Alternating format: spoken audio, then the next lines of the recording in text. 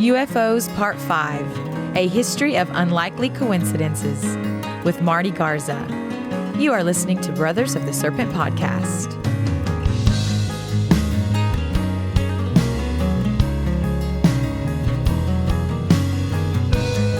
And welcome back, ladies and gentlemen, boys and girls, angels and demons and monsters and serpents, to Brothers of the Serpent podcast, coming to you not live from the 10 by 10 by 10 tangent cube of science, nestled amongst the dusty bones of an ancient seabed, high atop the Edwards Plateau. And we are joined in studio once again by Marty Garza for the next set of UFO episodes. Thanks, Marty. Welcome back. Glad to be here. Yeah. So this is going to be an experimental.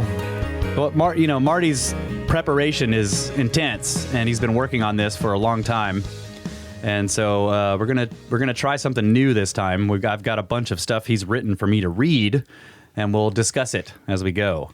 But yeah, this is probably going to be a two-part series. So there'll be the one this week, and then one next week, and maybe a third. Wait a minute. Don't know. You haven't finished the first series, and you're already starting another series? This one hopefully will provide a little bit of explanation of where I was going with the others. This is season 2.7. Right. And I don't believe what you just said. You never explain anything to us. You're just like, wait, I ask a question. You're like, wait, guys, we're going to get there. We're going to get there. Hold on. Yeah. I'm laying the cards on the table on this one. And Okay. I'm not pretending to have answers. This is definitely going to provide us with a whole different set of questions. Yeah. Well, that's what this podcast is about for sure. Absolutely. So that's good. We'll look forward to that. But first, let's go ahead and do some space weather news from spaceweather.com. Minor geomagnetic storm warning. 1 and perhaps 2 CMEs are about to hit Earth. The first, hurled towards us by last Thursday's solar tsunami, is expected to arrive on August 30th, which would be today.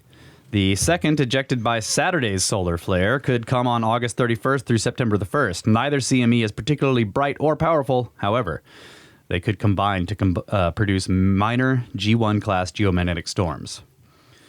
And also, monster sunspot. Sunspot AR2860 is big, and it's ready to flare.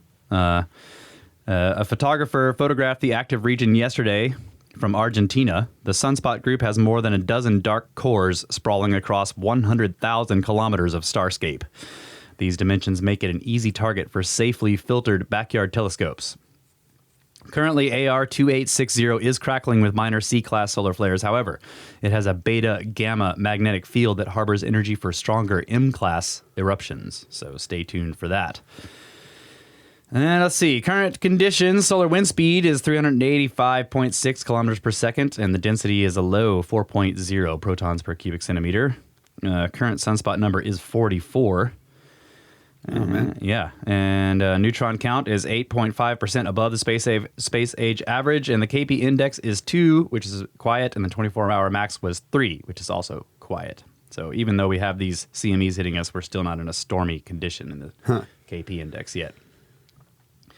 So that's space weather news, and then let's do a quick agriculture update. What are we doing? What's going on? Harvested everything. Yeah. Yeah. Getting everything's starting to go dormant. Not dormant, but into season. Yeah. So got some spraying to do on the vines and such before they go dormant. And the wine is at the winery, just been pressed out. I guess what was that, Saturday? Yeah. So we got I guess it's about a little over 2,000 gallons. Yeah. Which was more than we thought, and had to order a bunch more barrels. Yes. Yeah. Was not prepared for that amount, but yeah, it was great. So it looks good, smells good, and we'll be racking it off the sediment here maybe tomorrow. Yep. So, and we'll get to taste it and see what's going on. All right. And then what do you have a barrel plan? Like, are there going to be a bunch of different types like last time? Or Yeah, I have a bunch of different types. Okay. So but all the new oak, I'm going to put the cab in the new oak. And I got 1-year-old used barrels for the money. And last year we aged it in a poly tank, and then I put some alternative oak, which is just like barrel staves. Yeah, oak staves that you can buy, and you can put them down in the solution. So it's not nearly as much oak as a barrel would give, Yeah. And it was really nice. It wasn't enough oak to give it a flavor of oak or an aroma of oak, but it's enough to give it structure. Right. So putting it in the year-old barrels is going to be more than what we did last year, but it'll still be a little subtle. Okay. So All right. and yeah, it's like I think the Monty is 12% alcohol, and the Cab is a very low 11.8. He's pulling it up on his phone. You've got an app that just connects you to the winery, and they put all the details in there. Yeah. So you can keep 11.8%, and it's at negative 0.55 bricks.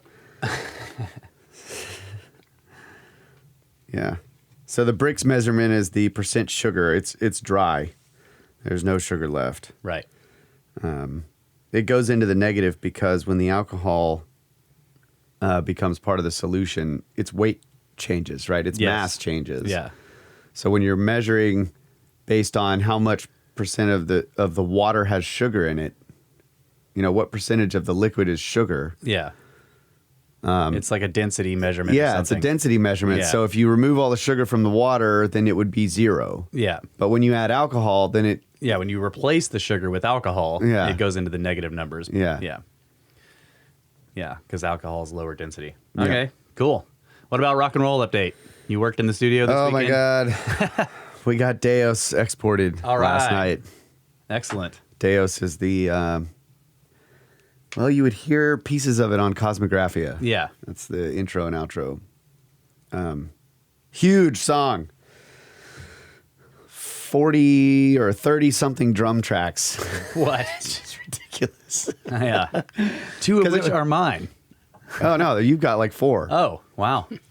So there's, it's like, a bunch of tom jamming Yeah. because it's like a tribal. Yes. Yeah. So the drum thing was huge. But then the vocals, there's like 13 vocal tracks. Yeah, And it was like that's trying right. to figure out all that stuff. That was hard. Anyway, we got it done. Got it sent off to the engineer. So looking forward to getting that project going. And one more song, and we're a quarter of the way done. All right. All right, 1, 2, 3. A third of the way done. Third? Yeah, one more song, and we'll be a third of the way done. All right. All right. So I'm hoping to get that done before we go on our trips. Oh, okay. Go ahead. Yeah. Well, I got the crypto update, sort of. Let's see. I see my balance, but I don't see the... Come on. Hopefully it's going back down because I'd like to buy some. Yeah. Bitcoin is at $48,069 and Ethereum is at $3,230. All right. I think that's gone up. And I was starting to look at Cardano. Oh, yeah? It's interesting. Yeah, I was checking it out. Okay, so I wanted to do an update on last week, unless you have something else. No, go for it. I got one email I'll read, and then we're going to dive into Marty's Yeah, stuff. this will be quick. So on the Matheson episode about the god of wine, he was telling us the story of Dionysus, right? Dionysus? Yeah. Dionysus. Dionysus. And I realized later after listening to the show, the analogy of his birth, like thrice born with 2 mothers, the analogy to wine. Yeah. So the grapes are born on the vine, and the vine is immortal in a way like Russ had pointed out when I was telling him this. That anyway, the grapes are born on the vine. They're harvested. That's the first. They're born. That's the first birth. Then they're harvested and crushed up like what Zeus does with the heart. Yeah. Right. He crushes it up and he feeds the heart to the second mother who is mortal. And the heart, is like a grape cluster. Yeah, It's shaped like a shape. Yeah. So the second mother is the yeast, Which is mortal. It's mortal because Yeah. when the wine is done with fermentation, the yeast all dies and Yeah. falls out, and then Yeah, birthing the wine actually kills the yeast, right? It's like in the process That's right. the yeast Yes. dies. Yes. Yeah. so the press is the second birth, right? You press the wine once it's done fermentation, and when it's done fermentation, the yeast is dead, and then you press it out and it comes out as the liquid. Then you put it in the keg, which I looked up the word thigh and the thigh etymology, and fat is one of the original words, like fat, like a keg, right? Yeah. Like that fat part of your leg or whatever. Right, yeah. So you put it in a barrel or a You cask. put the wine in a barrel, and that's when it goes, it's being carried around in the barrel. It's being transported now. Yeah.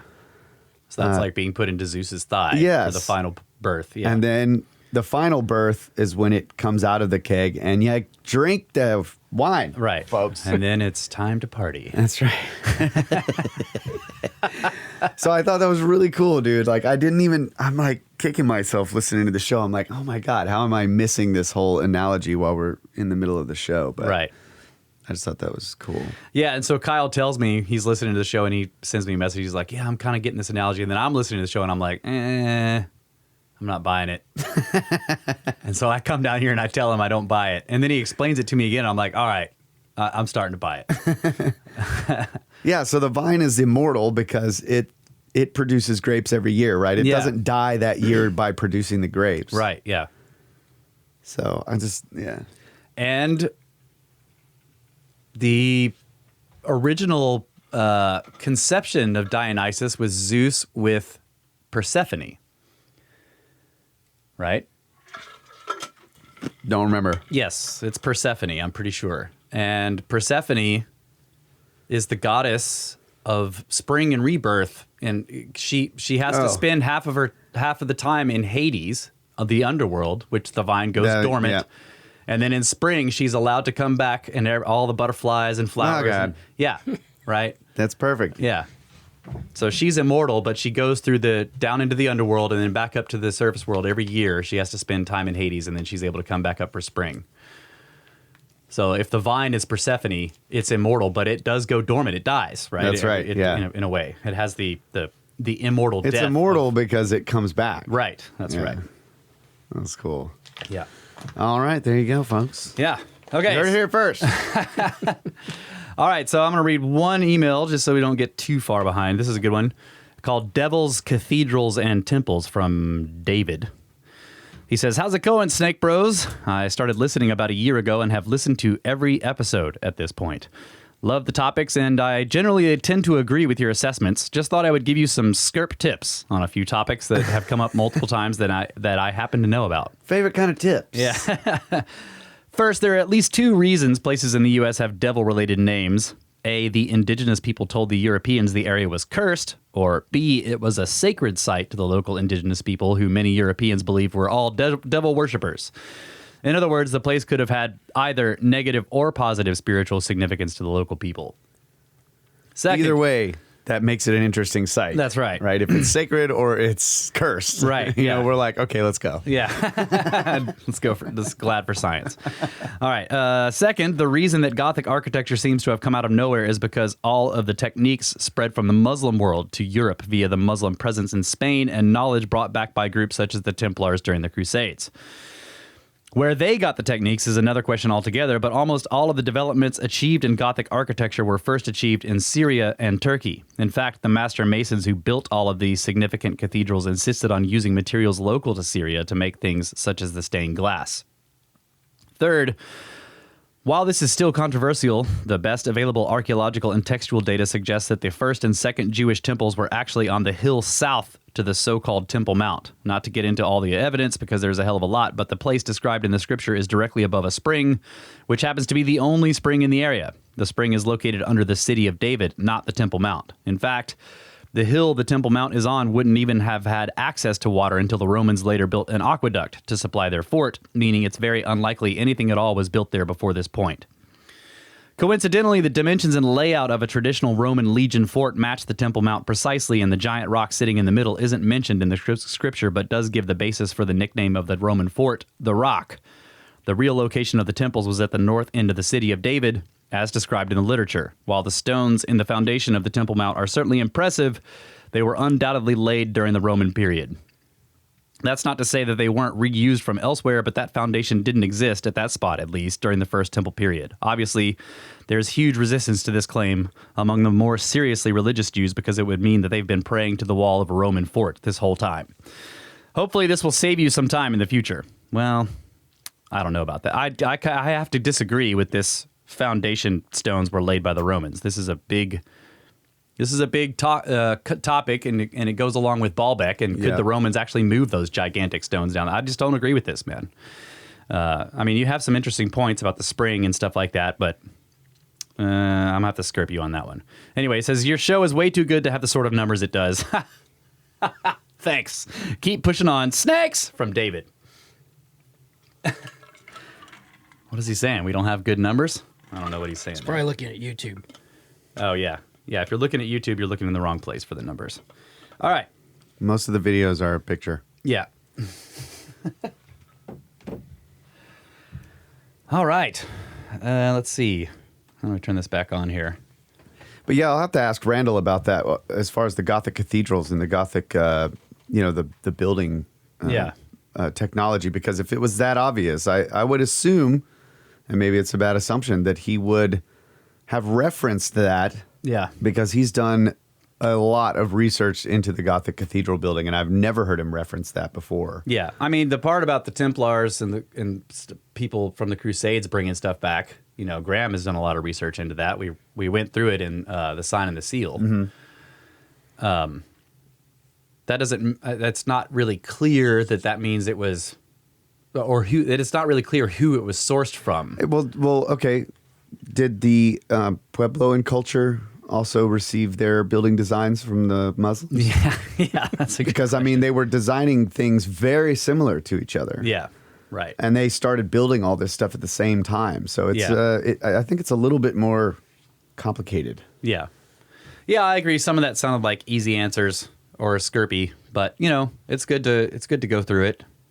And David, I appreciate the email. Yeah, and I do think that there would be reservoirs of the knowledge base in all over the world. It seems obvious that there are. So where they got it from, where it came from before that, is the real question, as he pointed out. Yeah, that's right. All right, so we're going to start with this experiment we're doing with Marty. So he's got all this material. And it's probably going to, like we said, cover at least 2 shows. And I'll be reading most of the material. Marty will be commenting. You're going to be telling me when to stop, right? And start. And okay. So let's start out with some analogies here. So as is typical, I would like to begin this presentation with a disclaimer. I must emphasize that we are going to attempt to tackle the enormously difficult task of relaying a very complex and hard-to-sell scenario that I do not believe has ever been presented in such a manner. Making this more difficult, a vast amount of the information will initially appear to have little whatsoever to do with the UFO phenomenon. So bear with us as the connections will gradually unfold. There are 20 chapters making up this presentation, virtually any of which could have an entire episode dedicated to them. Oh, man. So we are just hitting the highlights of some incredibly fascinating larger stories. Irrespective of your interest in the UFO topic, I believe regular listeners will find some of this information of interest as it provides obscure details related to many topics previously discussed on the channel. And I encourage listeners to dive further into some of this information for themselves. So again, please stay with me through all of this and be mindful of patterns that will gradually emerge. But most importantly, please clear your cache of the deeply ingrained preconceptions associated with the labels used to describe many of the beliefs and phenomena we will be discussing. And avoid jumping to any conclusions until we've reached the end and you've had time to consider all the potential interpretations. Yeah, so just to be clear, I'm writing from the perspective of reading from the perspective of Marty here. So this is him saying this stuff. Okay, having said that, let me expand a little on the recurring puzzle analogy I've used throughout the previous episodes. This time, imagine we have just sat down at a table where a group had previously been working on the puzzle. As is typical, those individuals begin by assembling similar pieces into a node or cluster. So let's say these were purple pieces. In doing so, they sifted through the box, searching specifically for purple pieces to add to their growing cohesive cluster. So now that we have joined in, we find that what remains in the box are a bunch of discarded pieces of various other colors. Some are red, some blue, some yellow, etc. But instead of following the same procedure, selectively focusing on expanding the assemblage of purple pieces, we start to look deeper and instead search for hidden patterns. By doing this, we note that many of the previously discarded pieces have something in common with the already assembled purple pieces. Along the edges of pieces of every color, we find that there appears to be a small amount of green. Recognizing the similarity in the trace bits of green, we begin to assemble the puzzle based on the underlying pattern of green rather than the obvious superficial color. By doing so, we may find that an entirely different and broader picture may begin to emerge. And that is what we are doing here today. Okay. That's cool. Yeah. That's a long analogy, but I like it. First of a couple. Right. Okay. Interstellar communication. So, to set the stage for the historical information ahead, we would like to present two simple allegories. I am not suggesting that the mechanism at play necessarily function in such a specific fashion, but the point is simply to illustrate that such far-fetched concepts are not beyond the reach of our imagination. And I firmly believe that science fiction has shown us time and again that if we as a species are capable of imagining something, it is only a matter of time before we develop the technology to bring it to reality. Well, yeah.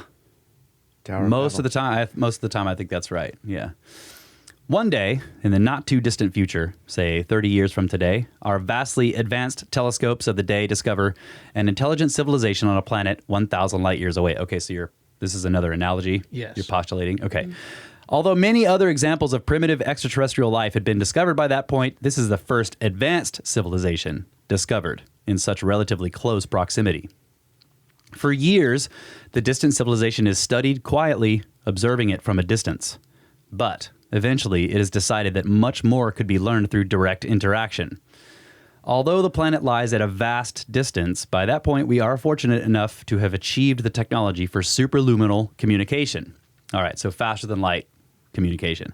Policymakers wisely recognize that direct contact could be risky. Sending a broad signal could potentially allow for detection and tracking of the signal back to Earth. Yep. Do not shout in the jungle.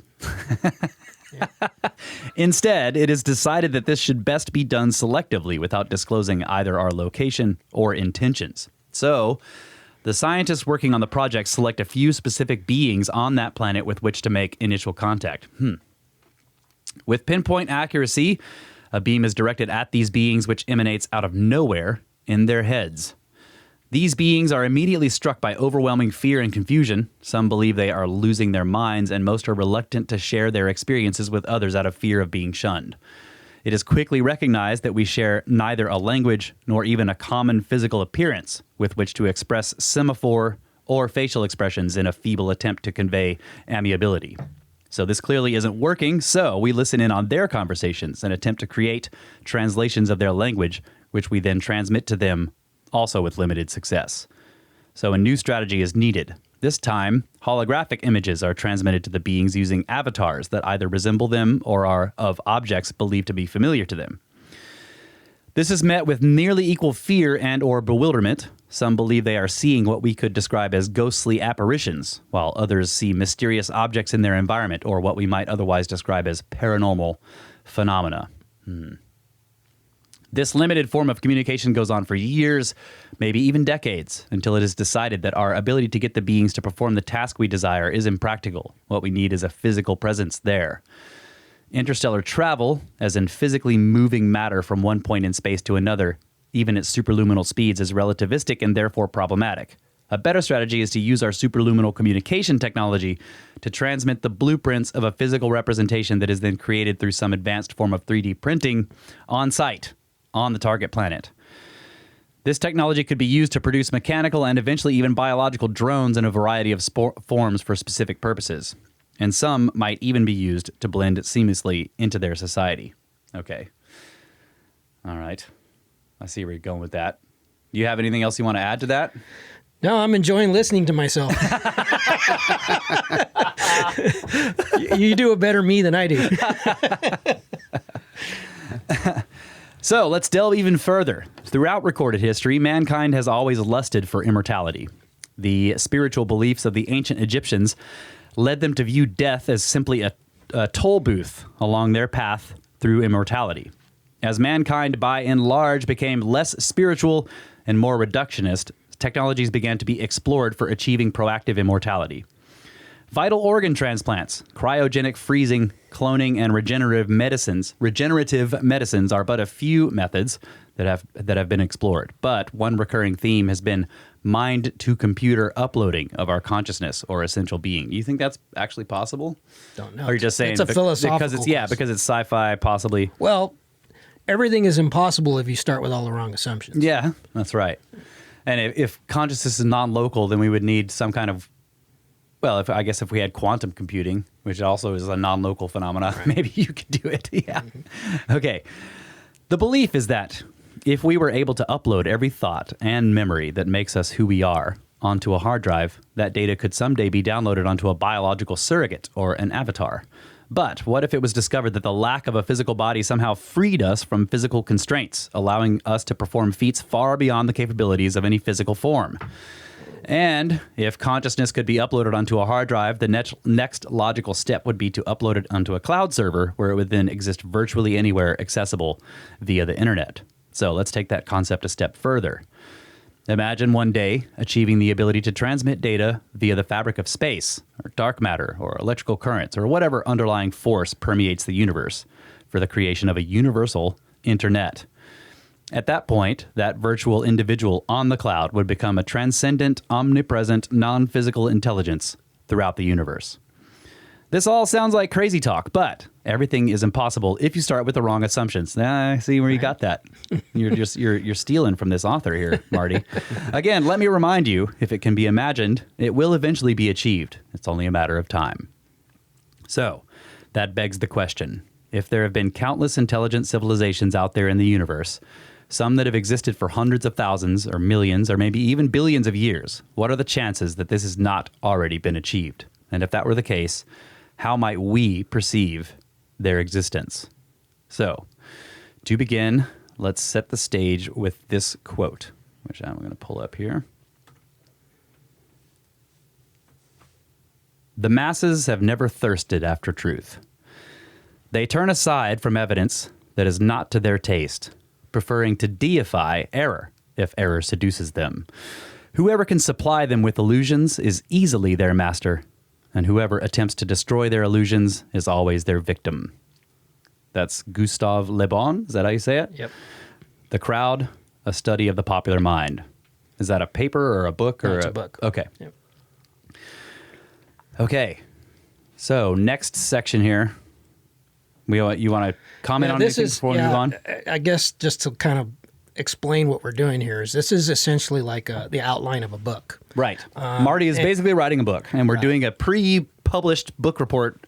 You heard it here first. Right. And it's so long that if I had tried to read it because of my style, this would have probably taken us 5 episodes. So we decided this is probably the better way to do it.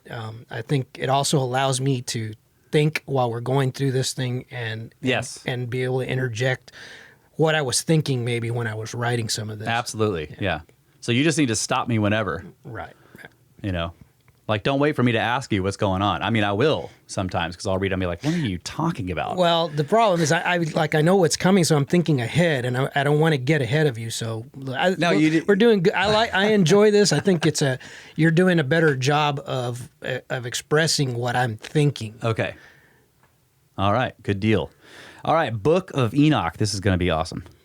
So there are 3 separate apocalyptic texts commonly referred to as the Books of Enoch. They are not considered part of the Jewish biblical canon and are only included in the, how do you say this, Ge'ez language of the ancient Ethiopian Christian Bible. However, Enoch appears briefly in the Jewish, Christian, and Islamic Bibles, and there are portions of the Mormons' Book of Moses that are said to contain extracts from the original Book of Enoch. Enoch was the great-grandfather of Noah, who is said to have lived for 365 years. What an interesting number of years. As discussed in Brothers of the Serpent number 162, UFOs Part 2, we discussed the following passage from Genesis, which states, Enoch walked with God, And he was not, for God took him. Oh, yeah. He's one of those. He never died. Right, never dies, just disappears. Mm-hmm. So there are actually 3 books of Enoch. One Enoch, the first Enoch, which includes the Book of Watchers. Second Enoch, which is two Enoch. 2 Enoch, okay. Slavonic Enoch, the Book of the Secrets of Enoch. So Enoch returns as the angel Metatron. Like the Prince of the Presence. And the virgin birth of Melchizedek. And then 3 Enoch, the Hecalot. Is that how you say that? Yes. Okay. Written in Greek, but probably translated from Aramaic. 1 Enoch is comprised of 5 sections, the oldest of which may date back to before the 2nd century BCE. So the following are some of the most notable quotes from the Watchers. Is the Watcher here yet? This is his part. Yeah, he could tell us what he was thinking. Right. Chapter 6. And it came to pass, when the children of men had multiplied, that in those days were born unto them beautiful and comely daughters. And the angels, the children of the heaven, saw and lusted after them, and said unto one another, Come, let us choose us wives from among the children of men, and beget us children. And Semyaza, who was their leader, said unto them, I fear ye will not indeed agree to do this deed, and I alone shall have to pay the penalty of a great sin. And they all answered him and said, Let us all swear an oath, and all bind ourselves by mutual imprecations to not abandon this plan, but to do this thing. Yeah.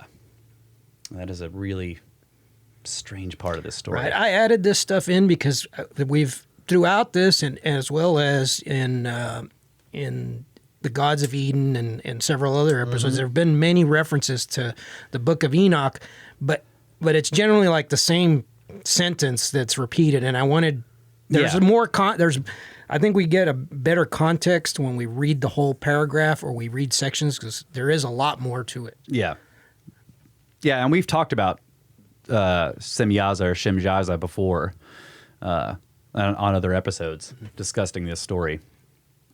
Okay, so this is from chapter 7. And all the others together with them took unto themselves wives, and each chose for himself one, and they began to go in unto them and defile themselves with them. And they became pregnant, and they bare great giants, whose height was 3,000 ells, who consumed all the acquisitions of men.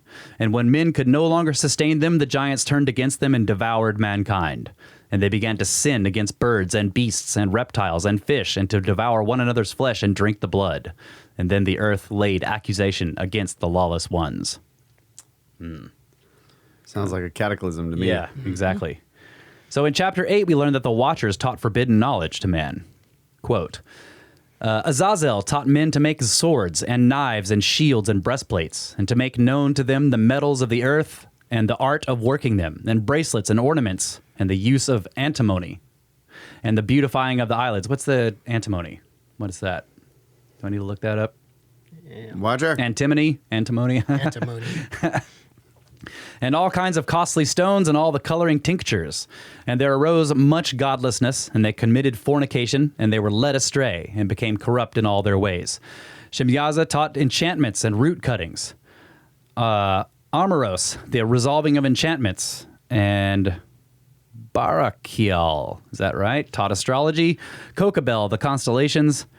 Ezekiel, the knowledge of the clouds. Arakiel, the signs of the earth. Shamsiel, the signs of the sun, and Sariel, the course of the moon. And as men perished, they cried, and their cry went up to heaven. A lot of tough names to say in there. Sounds a whole lot like a lot of science. Yeah, it does sound like science. Yeah. Antimony is a metallic element having 2 allotropic forms, a hard, extremely brittle, lustrous, bluish-white crystalline material, and a gray amorphous form. It's used in a wide variety of alloys, especially with lead and battery plates, and in the manufacture of flame-proofing compounds. Very interesting. Yeah. Paint, semiconductor devices, ceramic products, blah, blah, blah.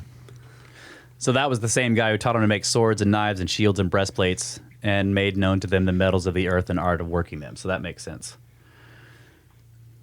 Except that it seems a little advanced for what we're talking about here if we're going with the standard model, right? Okay, so in chapter 10, we see parallels with the Epic of Gilgamesh and other flood myths.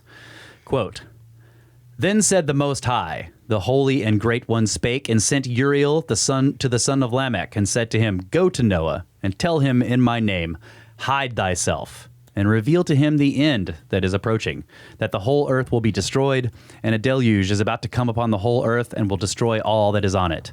And heal the earth, which the angels have corrupted, and proclaim the healing of the earth, that they may heal the plague, and that all the children of men may not perish, through all the secret things that the watchers have disclosed and have taught their sons." So we've talked about this, like the idea that like it's science that's killing us somehow, right? Right. This is the whole like the knowledge is bad.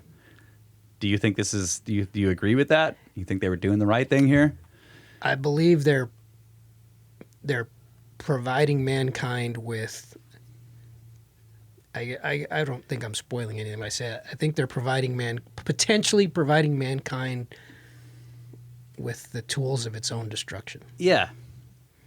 Like this is the idea in, with the prime directive, like in Star Trek, right? You don't interfere with them because they need to develop themselves so that they reach certain things when they're ready. If you give them a whole bunch of, I've seen this in plenty of science fiction. You give them a whole bunch of technology before they're more evolved or whatever, then they become, right. They just destroy themselves or whatever. Let's say you have two characters, whatever, and you throw a rabbit in between them, and they might look at that rabbit and share on that share that rabbit. Now you hand one of them a spear, and then that guy is going to start thinking, if I use this spear, I get the whole rabbit. Yeah.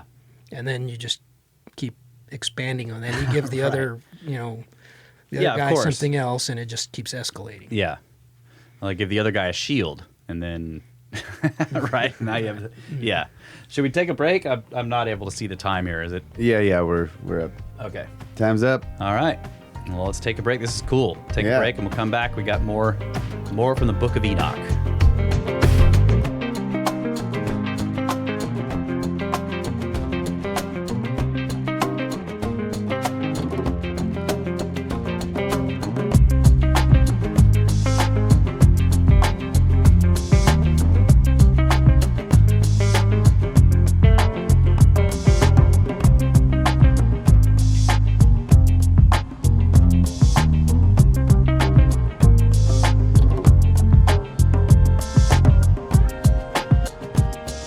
And we're back, ladies and gentlemen. Snake Bros Institute for Advanced Coprolite Studies.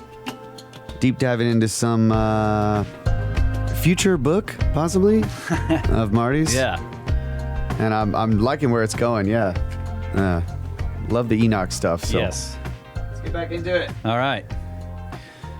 So we got this interesting bit of information from Chapter 12. This is still from Enoch, First Enoch? Enoch 1? Okay. Before these things, Enoch was hidden, and no one of the children of men knew where he was hidden, and where he abode, and what had become of him. And his activities had to do with the Watchers, and his days were with the Holy Ones. Yeah, he was taken. In Chapter 14, dare I suggest, we read a reference to Brothers of the Serpent, episode number 155 with Bruce Fenton. All right. Behold, in the visions, clouds invited me, and a mist summoned me. And the course of the stars and the lightnings sped and hastened me. And the winds in the vision caused me to fly and lifted me upward and bore me into heaven. And I went in till I drew nigh to a wall which is built of crystals and surrounded by tongues of fire. And it began to affright me. And I went into the tongues of fire and drew nigh to a large house which was built of crystals. And the walls of the house were like a tessellated floor made of crystals, and its groundwork was of crystal. Its ceiling was like the path of the stars and the lightnings. And between them were fiery cherubim, and their heaven was clear as water. A flaming fire surrounded the walls, and its portals blazed with fire. And I entered into that house, and it was hot as fire and cold as ice. And there were no delights of life therein. Fear covered me, and a trembling got hold upon me. And as I quaked and trembled, I fell upon my face.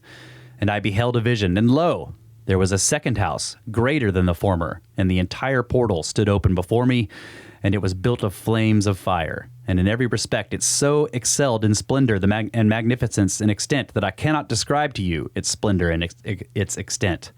And its floor was of fire, and above it were lightnings in the path of the stars, and its ceiling was also flaming fire. And I looked, and I saw therein a lofty throne. Its appearance was as crystal, and the wheels thereof as the shining sun. And there was the vision of cherubim, and from underneath the throne came streams of flaming fire, so that I could not look thereon. Yeah, I remember talking about that too a long time ago. Yeah.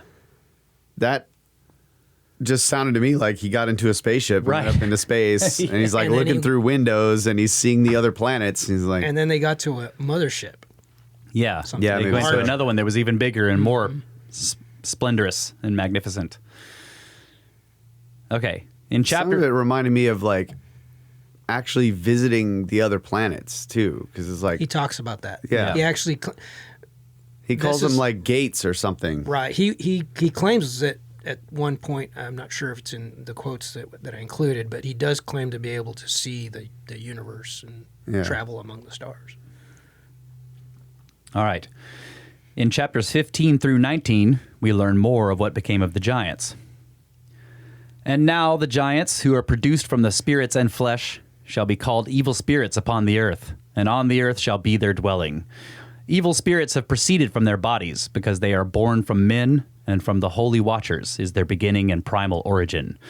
They shall be evil spirits on earth, and evil spirits shall they be called.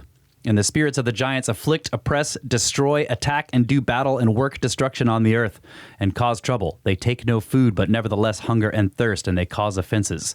And these spirits shall rise up against the children of men and against the women, because they have proceeded from them. Interesting, this time it says they take no food, whereas before it was saying they were consuming everything. There's some. We'll get to this in a minute, but there's some conflicting information as to whether the giants were specifically the offspring of the Watchers or Yeah. not. We'll get to that in a minute. Okay. Another quote. You have been in heaven, but all the mysteries had not yet been revealed to you, and you knew worthless ones. And these in the hardness of your hearts you have made known to the women. And through these mysteries women and men work much evil on earth. Say to them, therefore, you have no peace. Oh, is That this was God speaking to them. telling him to go tell Enoch to go tell the Watchers this? Yeah. Yes. And Uriel said to me, here shall stand the angels who have connected themselves with women, and their spirits, assuming many different forms, are defiling mankind and shall lead them astray into sacrificing to demons as gods. Okay, I can see where you're going with that. Assuming many different forms. Yeah. And finally, in chapter 33, we have portals. And from thence I went to the ends of the earth and saw there great beasts, and each differed from the other. And I saw birds also differing in appearance and beauty and voice, the one differing from the other. And to the east of those beasts I saw the ends of the earth, whereupon the heaven rests, and the portals of the heaven open. And I saw how the stars of heaven come forth, and I counted the portals out of which they proceed, and wrote down all their outlets of each individual star by itself, according to their number and their names, their courses and their positions, and their names and their times and their months, as Uriel, the holy angel who was with me, showed me. Yeah, so he's learning celestial mechanics. Yeah, exactly. What are the portals, though? Where are these portals? Okay, so we're going to the next bit here. We're going to the Book of Jubilees. Yes. Okay. But the Book of Enoch was not the only scripture to refer to the Watchers and their progeny, the giants. The Book of Jubilees is sometimes called Lesser Genesis, is an ancient Jewish religious work of 50 chapters considered canonical by the Ethiopian Orthodox Church, as well as Beta Israel, which is Ethiopian Jews, where it is known as the Book of Division. No complete Greek or Latin version is known to have survived, but the Ge'ez, is that right? Ge'ez version is an accurate translation of the versions found in the Dead Sea Scrolls.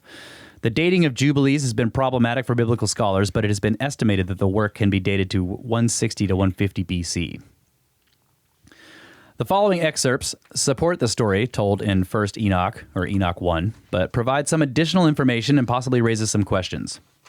Quote, For owing to these three things came the flood upon the earth, namely, owing to the fornication wherein the watchers against the law of their ordinances went a-whoring after the daughters of men, and took themselves wives of all of which they chose, and they made the beginning of uncleanness. So we've talked about this. Is the uncleanness a genetic thing? That's what I was going to say. It would appear so. That's going to be towards the end of this whole episode, probably. Okay. I'm trying to place it, but yeah, you'll see that there are ties to that, and there have been movements related to that. Yeah, and there's the word that was used was what was it? Righteous is sometimes the word that's you see in the King James. Like Noah was righteous. In all his generations. In all his generations. In other words, he was not like a product of the Nephilim, except that in other cases, you're like, he does seem to be a product. That's a whole different thread that I chose not to go down. Okay. But that may be... Because there have been movements related to that of the core species. Yeah. But look, that may be... It's like let's just go with the aliens idea straight up. Like, if they have a council and they're like, okay, we're going to interbreed, they might choose the genetics to do the interbreeding with. Yeah. And then the other guys, these other people are like, hey, let's do some interbreeding ourselves and we'll create our own We've talked progeny. about this already. And they're like, those guys are not righteous. They are unclean. Yeah. We've talked about that in previous episods. But of course, think back on Saint Anne and Mary, those were I guess you could say they were planned way generations in advance. They were, so they were guiding this. If there's any truth to this, it would appear that there was directed. I guess I wouldn't necessarily say evolution, but definitely. breeding. Yeah, it's like there was a breeding plan, and some people went outside of it, and those are the unclean ones, or the unrighteous. And again, you have to remember that the people writing this are not the people who devised the plan. Right. So the idea that they're unclean or not righteous. Right. We have no idea how much distortion there was prior to this. It stems from the God Gambit. If this was written, let's say, between 1 and 200 BC, that may have been based on writings that, back to Sumer and long tradition, much older traditions. Right. Yeah. Just those records no longer exist. Yeah. Okay, continuing the quote. And they begat sons, the Nephilim, and they were all unlike, and they devoured one another. And the giants slew the Nephilim, and the Nephil slew the Elio, and the Elio mankind, and one man another. Okay, so everybody was fighting everybody, is what that's basically saying. So this suggests that the giants were not the Nephilim. Then later we have passages that state that the spirits, which it refers to as demons, continue to interfere with mankind post-flood. Quote, and in the third week of this Jubilee, the unclean demons began to lead astray the children of the sons of Noah, and to make to err and to destroy them. And the sons of Noah came to Noah their father, and they told him concerning the demons which were leading astray and blinding and slaying his sons' sons. Yeah. So you have a notation here that Noah is said to have lived for 950 years. So you're pointing out that he was there for his great-great-grandchildren being killed by these demons. Yeah. Right. He's several generations down. He's still around. Yes. So Noah pleads with God to do something about the spirits terrorizing his children. Quote, and thou knowest how thy watchers, the fathers of these spirits, acted in my day. And as for these spirits which are living, imprison them and hold them fast in the place of condemnation, and let them not bring destruction on the sons of thy servant, my God, for these are malignant and are created in order to destroy. This passage differs from Enoch in that it suggests that the evil spirits are not those of the watchers, but instead of their children, which would either be the giants or the Nephilim. It then goes on to provide yet further specific detail. Quote, and the Lord our God bade us to bind all, and the chief of the spirits, Mastema, came and said, Lord, Creator, let some of them remain before me, and let them hearken to my voice, and do all that I shall say unto them. For if some of them are not left to me, I shall not be able to execute the power of my will on the sons of men. Yeah. That is That is a very strange statement. Yeah, and I the shall not next be. one.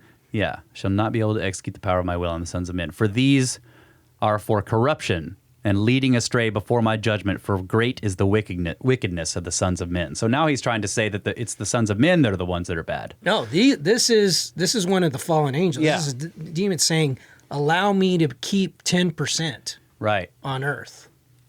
Yeah, let some of them remain before me. So this suggests some type of arrangement, possibly to test mankind, and we seem to find confirmation of that in the following passage. Quote, "And God said, let the 10th part of them remain before him, and let 9 parts descend into the place of condemnation. And we did according to all his words. All the malignant evil ones were bound in the place of condemnation, and a 10th part of them we left, that they might be subject before Satan on the earth." Why? Yeah. Why leave if you have the ability to eradicate evil? Why would you leave? Leave it. Yeah. That is It strange. suggests a test. I kind of think of it too as like, which side was the person who wrote this on? Yeah. You know, calling who evil and whatever, you know, giving the negative connotation to these. That's definitely going to Because then you look at some stories from the other perspective and it's like, and we begged him to like, let us keep, you know, set some people free. And then they're, you know, Yeah. some people are condemned to do something or be wiped out, and other people are left to be free. But I don't know. It's just weird. Like how I've had conversations about that with friends. it's like the and finger pointing. A lot of times I'll refer to, I know you watched Game of Thrones. Oh, yeah. It did a very Game good of job. Jesus. It did a very good job of at least giving you or conveying the concept that good and bad sometimes can be a matter of opinion. In other words, it depends on your perspective. Even the people that you would perceive to have done bad things very often have legitimate reasons where they think they're the good ones and the other side's the bad one. It's just Now, there are some, you know, that's not to say that there's not, you know, definitive lines. right? But there are some very few areas. people think to themselves like, I'm the bad guy. Right, and sometimes you're not. Are we you the know, bad guys? Are we the bad guys? or if you don't disclose all the information, it sometimes may have a certain appearance. Yeah. That's That's what I'm concept. talking about. That's exactly what I'm talking about. Where you leave out certain pieces of information, and that gives the reader the perspective of like, oh yeah, these are all the bad guys, right? You know, Yeah. That is a very distinct undercurrent in this entire presentation. At least this episode, you're going to see. We're going to get into it, and I don't give anything away yet, but you'll see that a lot of times people did terrible things with good intention. That's like all the time. Right. I think that happens a lot. They justify their actions because they're doing it for what they perceive to be the greater good. Yeah, see that. Okay, so I brought this up, or we've discussed this before. You know, one of the most dangerous kind of person is the person who thinks they're saving the whole world, right? Because they're willing to, like, what are you willing to sacrifice? If you think 8 billion people lie in the balance, or all of life on Earth, what are you willing to sacrifice in order to save that, right? Like, that's, you know, with the idea that the old school hero's tale, that the hero in those stories is usually trying to save something small, like his family or some girl or whatever. He isn't trying to save the whole world. He ends up doing it, you know, or the hero, he or she ends up saving the whole world because they're trying to save something small. But if you think you're saving the entire planet, you can do really bad things because, you know, the balance equation you're able to make in your mind involves gigantic numbers. You know, so yes, I'll sacrifice 2 billion people to save the other 6. Right? This is a greater good calculation. The railroad track analogy where you have a split in the railroad tracks. Oh, yeah. And you have it, right. You have, you know, 2 people on one side of the tracks and 3 on the other. Yeah. Right. Yeah. Do you switch the track to kill the 2 in order to save the 3? Or you blow up the train and kill everyone on the train to save 5 people. Right? You know, Captain Kirk. Yeah. you hack the system. Right, yeah, just hack it, yeah. All right, so the Book of Jubilees presents us with some questions about the nature of the spirits. a book by Reginald C. Thompson, assistant in the Department of Egyptian and Assyrian Antiquities of the British Museum, published in 1903, titled The Devils and Evil Spirits of Babylonia, that may provide us with some insight and discusses how magical practices have been used throughout recorded history to deal with them. It begins by stating, "The material given in the following pages will be found to afford abundant proof of the fact that a considerable proportion of the magical practices which are in use in the East to the present day were well known to the inhabitants of Mesopotamia several thousands of years ago, and that many of them were borrowed by the Hebrews and other dwellers in Syria and Persia from their neighbors on the Tigris and Euphrates. From the earliest times, Eastern races, in common with the rest of mankind, have always held a firm belief in the existence of evil spirits, ghosts, and all kindred powers." Thompson goes on to describe different types of spirits. The primitive Sumerian recognized 3 distinct classes of evil spirit, all ready to torment the hapless wanderer. First came the disembodied human soul, which could find no rest, and so wandered up and down the face of the earth. Secondly, the gruesome spirits which were half human and half demon. And thirdly, the fiends and devils who were of the same nature as the gods, who rode on the noxious winds or brought storms and pestilence. Each of these 3 kinds was divided up into classes according to the several characteristics of the evil spirit which composed them. Thompson then refers to communication with the spirits. This form of magic, necromancy, was a favorite method employed for looking into the future of the East, or in the East in ancient times, and a remarkable instance of it occurs in the Epic of Gilgamesh. The story runs that the hero Gilgamesh appeals to the god Nergal to restore his friend Ea Bani to him, and his prayer is answered, for the god opens the earth, and the Utuku of Ea Bani rises up like the wind, that is, probably a transparent specter in the human shape of Ea Bani, who converses with Gilgamesh. So would that be Enkidu, Ea Bani, different name for him? Mm-hmm. Okay, that's the end of this section here. Real quick, going back to the conversation we were having about just the previous part, it just reminds me of Graham Hancock talking about Enoch, right? He's a bigoted old shaman. Yeah. So it's like this stuff that's from his perspective, Enoch is labeling certain people as the bad guys or the demons or evil and other people as good. But he's been brainwashed by whatever side picked him up and taught him all this stuff. Like he was their ambassador. Yeah. So whichever side got Enoch basically convinces him that they're the good guys and that everybody else doing everything else is the bad guys. That's right. Yeah. And so that's what he writes. That's his perspective. Bigoted old shaman. I love that. Yeah. All right, Marty, you're trying to tell me something here. I'm not sure what you're saying. Just start on the first paragraph. Okay.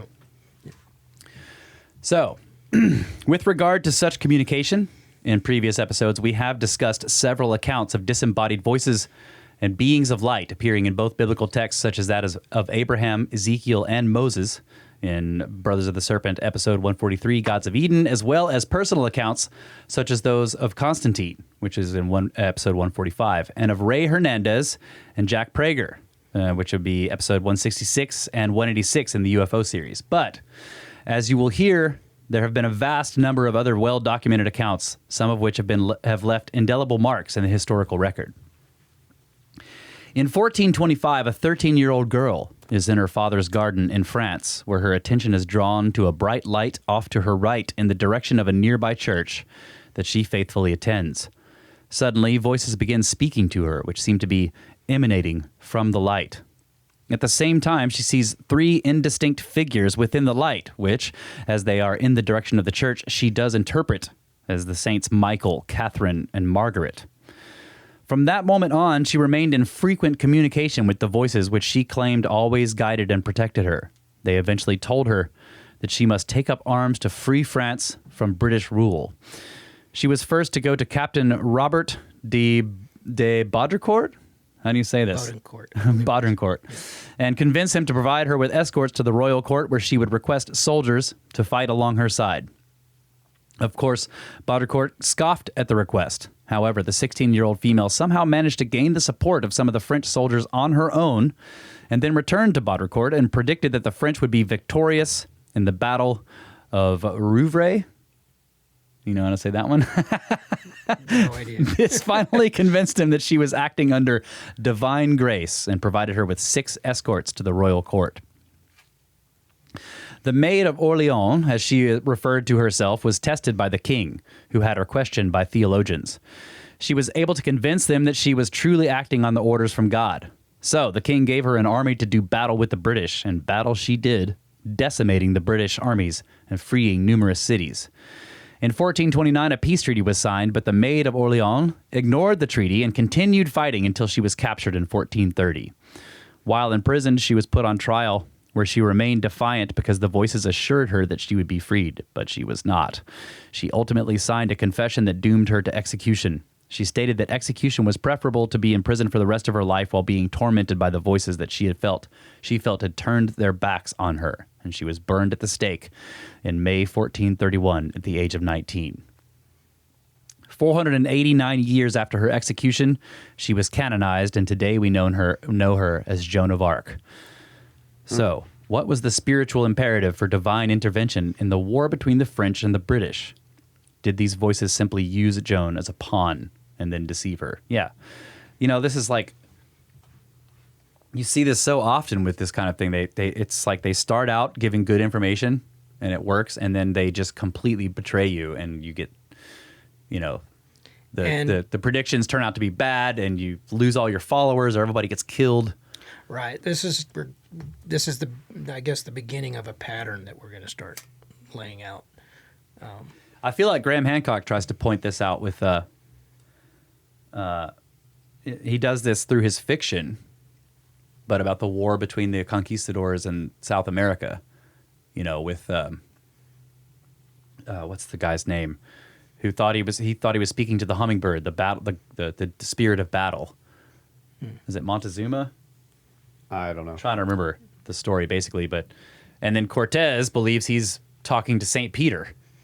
So both of these guys are communicating with spirits, which lead them into battle with each other. And previous to the encounter with Cortez, Montezuma had successfully, you know, carried out campaigns of battle based on the information from this spirit. But then he goes up against Cortez and gets his ass handed to him.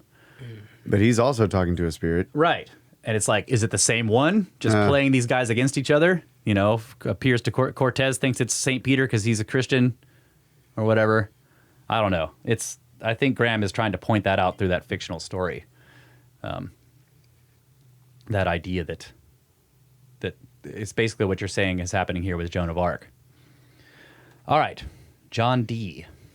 Yeah, this is probably my favorite part. Yeah? Yeah, I love this character. So as we see, otherworldly communication can be both enlightening and perilous, and no story illustrates that better than the illustrious Dr. John Dee. Much of the following information was obtained from the book John Dee and the Empire of Angels by Jason Louv. Born in 1527, John Dee was a British mathematician, astronomer, astrologer, teacher, cartographer, and alchemist. He was considered one of the most brilliant minds of his day, and has even been equated intellectually to Stephen Hawking. He was the court astronomer and advisor to Elizabeth I, and spent much of his time on alchemy, divination, and Hermetic philosophy. Dee was also a spy for the royal crown, cryptically signing his correspondence 007, a code name borrowed and made famous nearly 400 years later by Ian Fleming. Shakespeare's magician character Prospero in The Tempest was based on Dee. In his book, Decoding Shakespeare, author Alan Green, who interestingly has also discussed his own personal otherworldly communications, has done an enormous amount of work uncovering evidence that Shakespeare relied on Dee to encode mind-bending secret ciphers into his writings, including mathematical principles that astonishingly did not even exist at the time. The mystery surrounding Shakespeare's worldly knowledge may also have relevance to this conversation, but is a topic for another day. John Dee amassed the largest library in England, containing nearly 4,000 books and manuscripts, investing over $1 million relative dollars of his own money in doing so. This is a feat later only surpassed by Janus.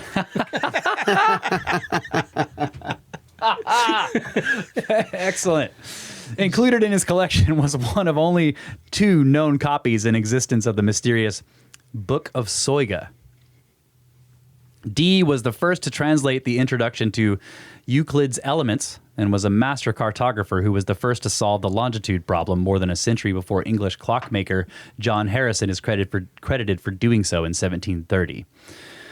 According to recent discoveries made by Green before his death in 1609, Dee plotted and secretly encoded the exact coordinates of the Great Pyramid of Egypt on the cover of Shakespeare's sonnets.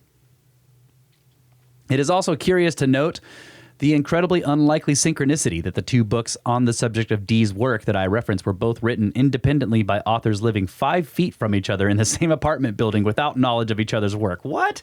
Yep. That's crazy. As a result of his work, Dee was instrumental in the creation of Rosicrucianism in 1614, Freemasonry in possibly 1646, the Hermetic Order of the Golden Dawn, 1887, and the Ordo Templi Orientis, 1895. Thelema, 1904, Western magic, and arguably the very foundation of modern science.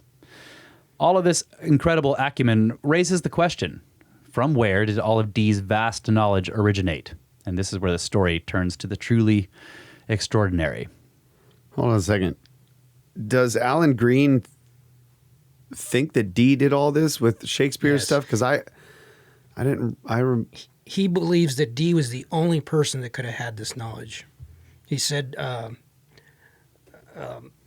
he does believe that Shakespeare was a real person, but that he was that Dee was providing him with all the information. He said, "See, we'll get to this, but and this is a major tangent. It really deserves its own episode. He hasn't proven that. That's his hypothesis. He's got it's like a 2.5 hour video where he goes through several things, including the cover of sonnets, and he makes an extraordinarily convincing argument.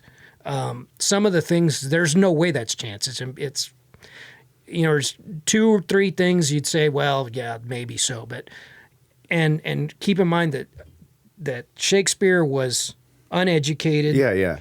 Never traveled outside of. Well, he was a farmer. That's the character that they think is Shakespeare. Yeah. Well, yeah, that's what I'm saying. There's so much. That's what I'm saying. There's so much to this. That is an episode. Definitely an entire. I know. Episode. I'm very interested in that, and I love Alan Green's work. I just didn't. The way you laid it out there was like, this is. I'm fascinated by that work. That's why I put it in there. This is like a done deal, but I think it's still all up in the air. Like, the farmer, uneducated guy is like the front. Yeah, he's the front for whatever Shakespeare really was. Right. There's there's no example of Shakespeare's writing, period. He never wrote a letter. He never wrote a... Yeah, exactly. How do you write a book without taking notes beforehand? I know that very well. In other words, it takes a lot of preparation. You just sit down and write it. Right. And there is no example of his writing anywhere. Yeah. Although Green seems to think he knows where it is. Yeah. So like I said, that's a huge stuff, right. There's a huge tangent, but he says we need to get that guy on the show. Right. Yeah, I know. He does not believe there was anyone else capable, because this will tie into what. Who's the other guy that people sometimes think may have been behind Shakespeare? There's another dude, and I can never remember his name whenever this comes up. Yeah. Watcher. Who's the other guy that might be Shakespeare or behind the whole thing? I'm trying. He's another he's polymath. like a prince or something. No. He's a famous. Philosopher. No, he's a God. It's because one of the guys that he hypothesized might be responsible for the writings is actually a royal. He's a royal in the royal family. It's and that's why he was saying he would write things that were like De Vere. Very. It was De Vere. Yeah, something like that. Because that's in the code, but he still says the data, the mathematical data, had to have come from Dee. So there's really he's the only person that was that advanced, because. So the point is that Shakespeare was most likely a group of people?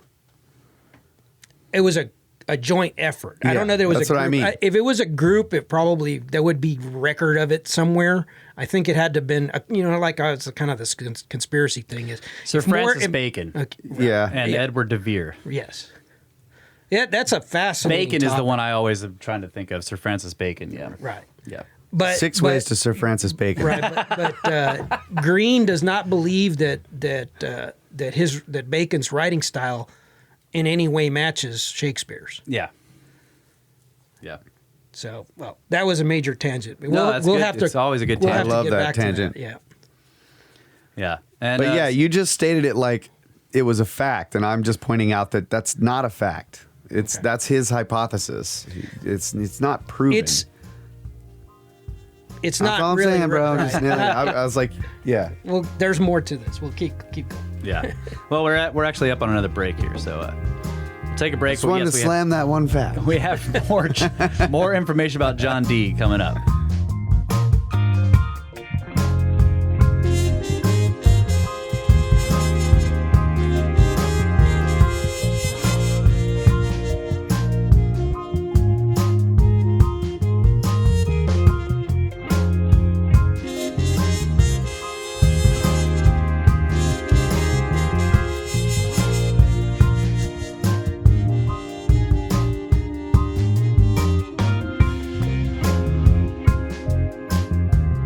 And we are back, ladies and gentlemen, Brothers of the Serpent podcast. Third segment, second hour, in studio with Marty. And this is eventually, at some point, going to touch on UFOs.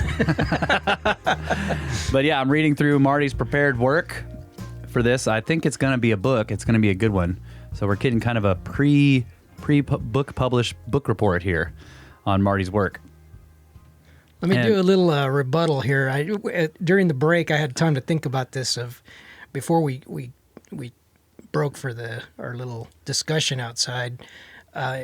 We were talking about whether or not Dee had anything to do with Shakespeare's work, and it occurred to me that one of the points that Green makes regarding Dee's involvement is, or what led him to deciphering the cover of Sonnets and finding all the encryption it contained, was something that Dee wrote, something to the effect of not one superfluous dot or Character. or line or something Yeah. along those lines. And it was that led Green to trying to figure out why there were dots between letters on the cover of Sonnets and everything. So, And there's one that's like, there's a period after every word. Yes.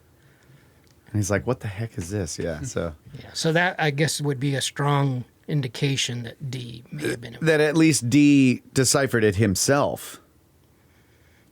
I'm just saying. I'm gonna stand my ground here. There's no proof.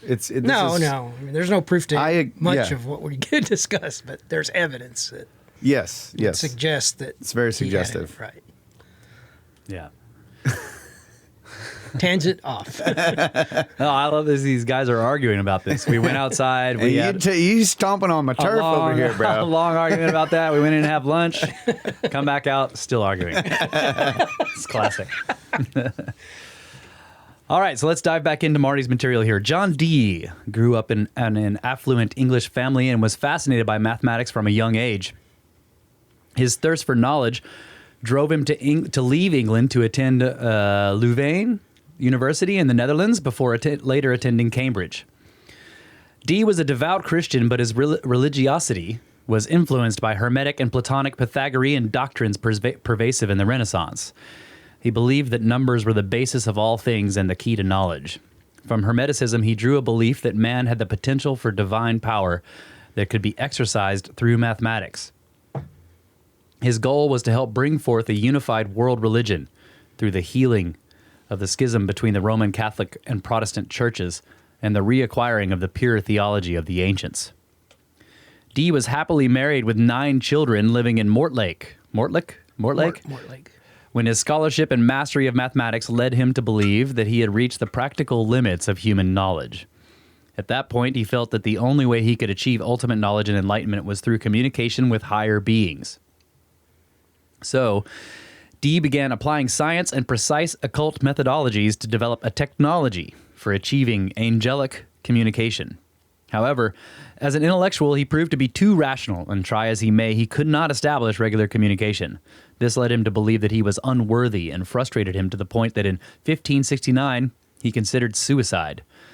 Instead, he decided to hire talent scouts to interview scryers or spiritual mediums, the most qualified of which he would then vet thoroughly himself. Through this process, he eventually met a young man named Edward Talbot, whose real name turned out to be Edward Kelly. Kelly was a very odd 25-year-old alcoholic with clipped ears he received as punishment for forgery. Although he exhibited extraordinary mediumship talent, he exuded an air of negativity due to his practice of necromancy, or communication with the dead, and Goetia, evocation of demons. The combination of Dee's structured rationale and Kelly's aloofness served to provide the ideal balance for a productive system of angelic communication. As they began, Dee would humble himself in prayer while Kelly would stare into a scrying stone and drift into an altered state of consciousness. Kelly would then begin relaying the messages he would receive from angels, sometimes appearing as a fiery pillar of cloud, while Dee would take careful notes. Once initial contact was achieved, the angels went on to tell Dee that the grimoire tradition they have used was functioning like the ape of Thoth, or Tahuti, promoting crude and ineffectual communication.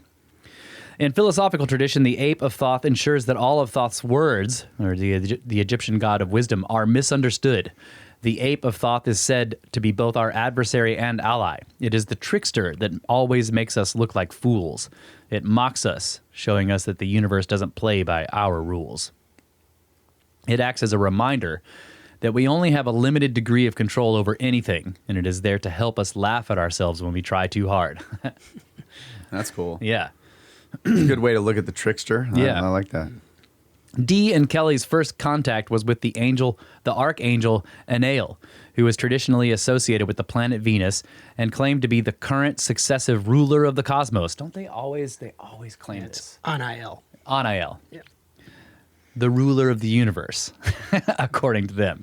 The measurer of the universe. Right. There you go. They were then introduced to archangels Uriel, Raphael, Michael, Gabriel, and many lesser angels by name. It should be emphasized that the Book of Enoch, which ultimately corroborated the names of many of these angels, was not discovered until the 18th century, 200 years after Dee's death. In November 1582, Dee wrote in his diary that the archangel Uriel manifested a small crystal out of thin air, which he referred to as a shoe stone. It was then used for communication throughout the remainder of the sessions. During these communications, instructions were given for an extremely complex system that served as the circuitry board for what Louvre described as the world's most complex Ouija board. They then went to work building the magical furnishings that allowed for much more effective and precise communication. Sounds oddly familiar. Yeah. The Mormon tradition, right? The Sayre stone. Yeah. Oh, I have this stone. Yeah, and it kind of keys some thoughts of implants, too. They're said to be, sometimes people get implanted by, aliens. They get an implant, and it's a little crystal thingy, and it facilitates communication. Well, you spend your whole life writing down all the documents, and then somebody burns all the documents, and you're like, no big deal. I have this stone. That's right. As a result, Dee presented the angels with copies of the Sigillum de Amaeth. Amaeth? I don't know how to say it. The seal of the truth of God. And the Book of Soiga, which they returned with corrections. Oh, okay. So they're like they edited it for him. Mm-hmm. On Good Friday in 1583, during a scrying session, an angel thrust his sword from the shoe stone at Kelly's head as if to focus his attention. It then revealed to him the Liber Loegeth, written in fresh blood. These angels told him. The angels told him were the celestial tablets shown to Enoch during his visit to heaven, which contained the primal calls spoken by God to create the universe. Each tablet featured a 49 by 49 square grid filled with a script in a 21-letter unknown alphabet. These were to be used to open the gates of heaven, either to summon the angels to earth or to enter the celestial realm directly. And the angels explained that Dee was expected to continue where Enoch had failed. The following year, in 1584, Kelly received a second set of tablets known as the 48 Keys. These tablets contained similar grids, but this time in English. The angel then began a process of pointing at one letter at a time within the grid of the Book of Logaeth. How do you say it? Logaeth. Logaeth, okay. Libri Logaeth. Libri Logaeth. Kelly would then relay to Dee the exact row and column of each letter. Dee would then reference the relevant grid in the keys and write down the letter he found in that square. Once the sequence was complete, Dee was instructed to rewrite the letters backward to reveal the true message. This feat has presented both believers and skeptics with a perplexing mystery. As there were 96 grids containing 49 rows and 49 columns each, for Kelly to have somehow deceived Dee, he would have had to have memorized the exact positions of 117,649 characters within the grids, create a complete functional language from scratch, and recite the entire thing backward to Dee without making a single error. Contained within the calls of the Liber Logaeth, it was a complex organizational system of angelic beings. These were dispersed among 30 aethers, which mapped the entire universe in the form of concentric rings, which expanded outward from 4 watchtowers, representing the elements: earth, air, fire, and water.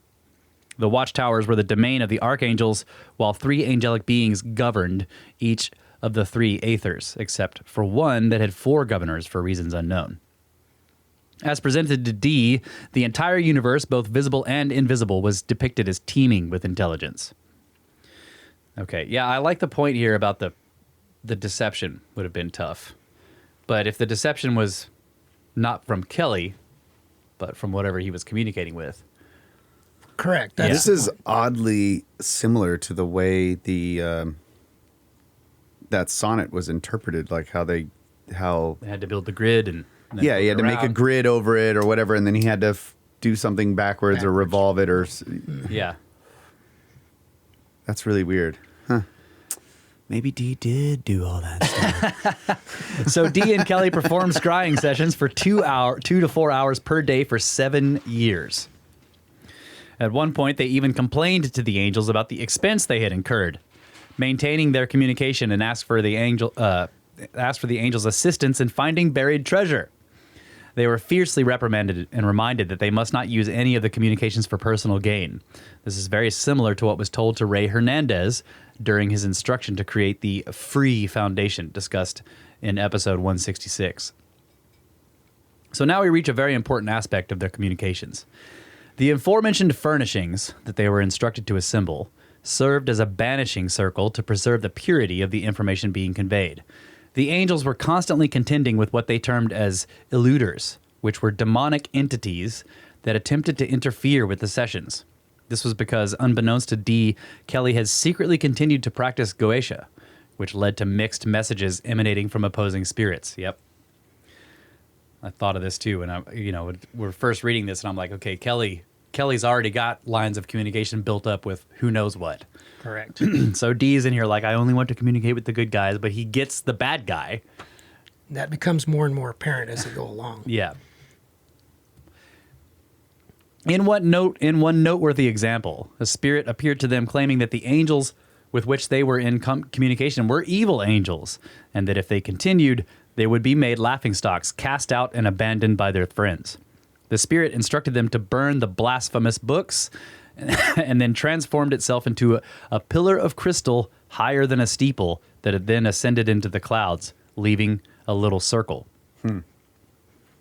While the underlying message from the angels was that they were here to execute the apocalypse as the result of mankind's transgressions, there was a passage known as the Horrible Doctrine, where Dee and Kelly were told that there was no spiritual savior and that sin did not exist. Their communications were also interspersed with them being shown horrifying images of death and destruction that would befall mankind, which is a notably familiar trope. Yep. And death and destruction will befall mankind, right? It's inevitable. Eventually, Dee and Kelly were told that to ensure the purity of the communications, they must completely destroy their sense of self. And in order to do so, they would need to swap wives. What? So strong was their conviction, not to mention that of their wives, with great apprehension, they agreed to do so. As if those mixed messages were not confounding enough, during a session on May 23rd, 1587, a goddess appeared to Dee and Kelly. Dee writes that her dress was, quote, like beaten gold. She hath on her forehead a cross crystalline. Her neck and breasts are bare unto under her dugs, which sounds very much like a Minoan snake goddess. Ah. Tony? Tony. And she says to them, I am the daughter of fortitude, and ravished every hour from her youth. For behold, I am understanding, and science dwelleth in me, and the heavens oppress me.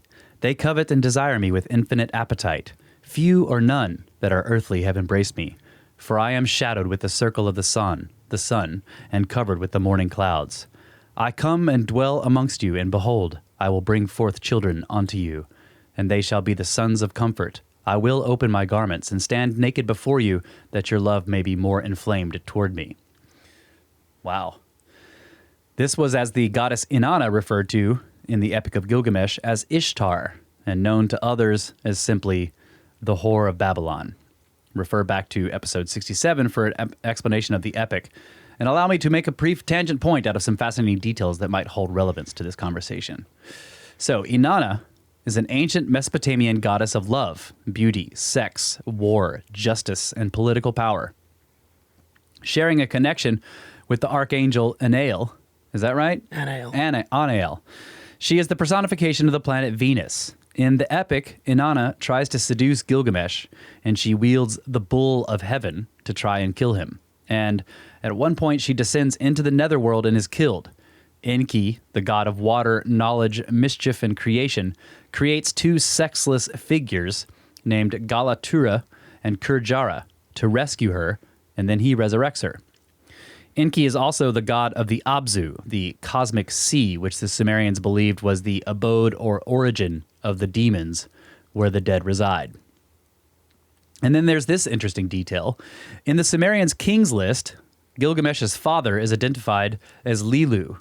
In the prelude to the epic, Lilu is said to seduce women in their sleep, while Lilitu, a female demon, appeared to men in their erotic dreams.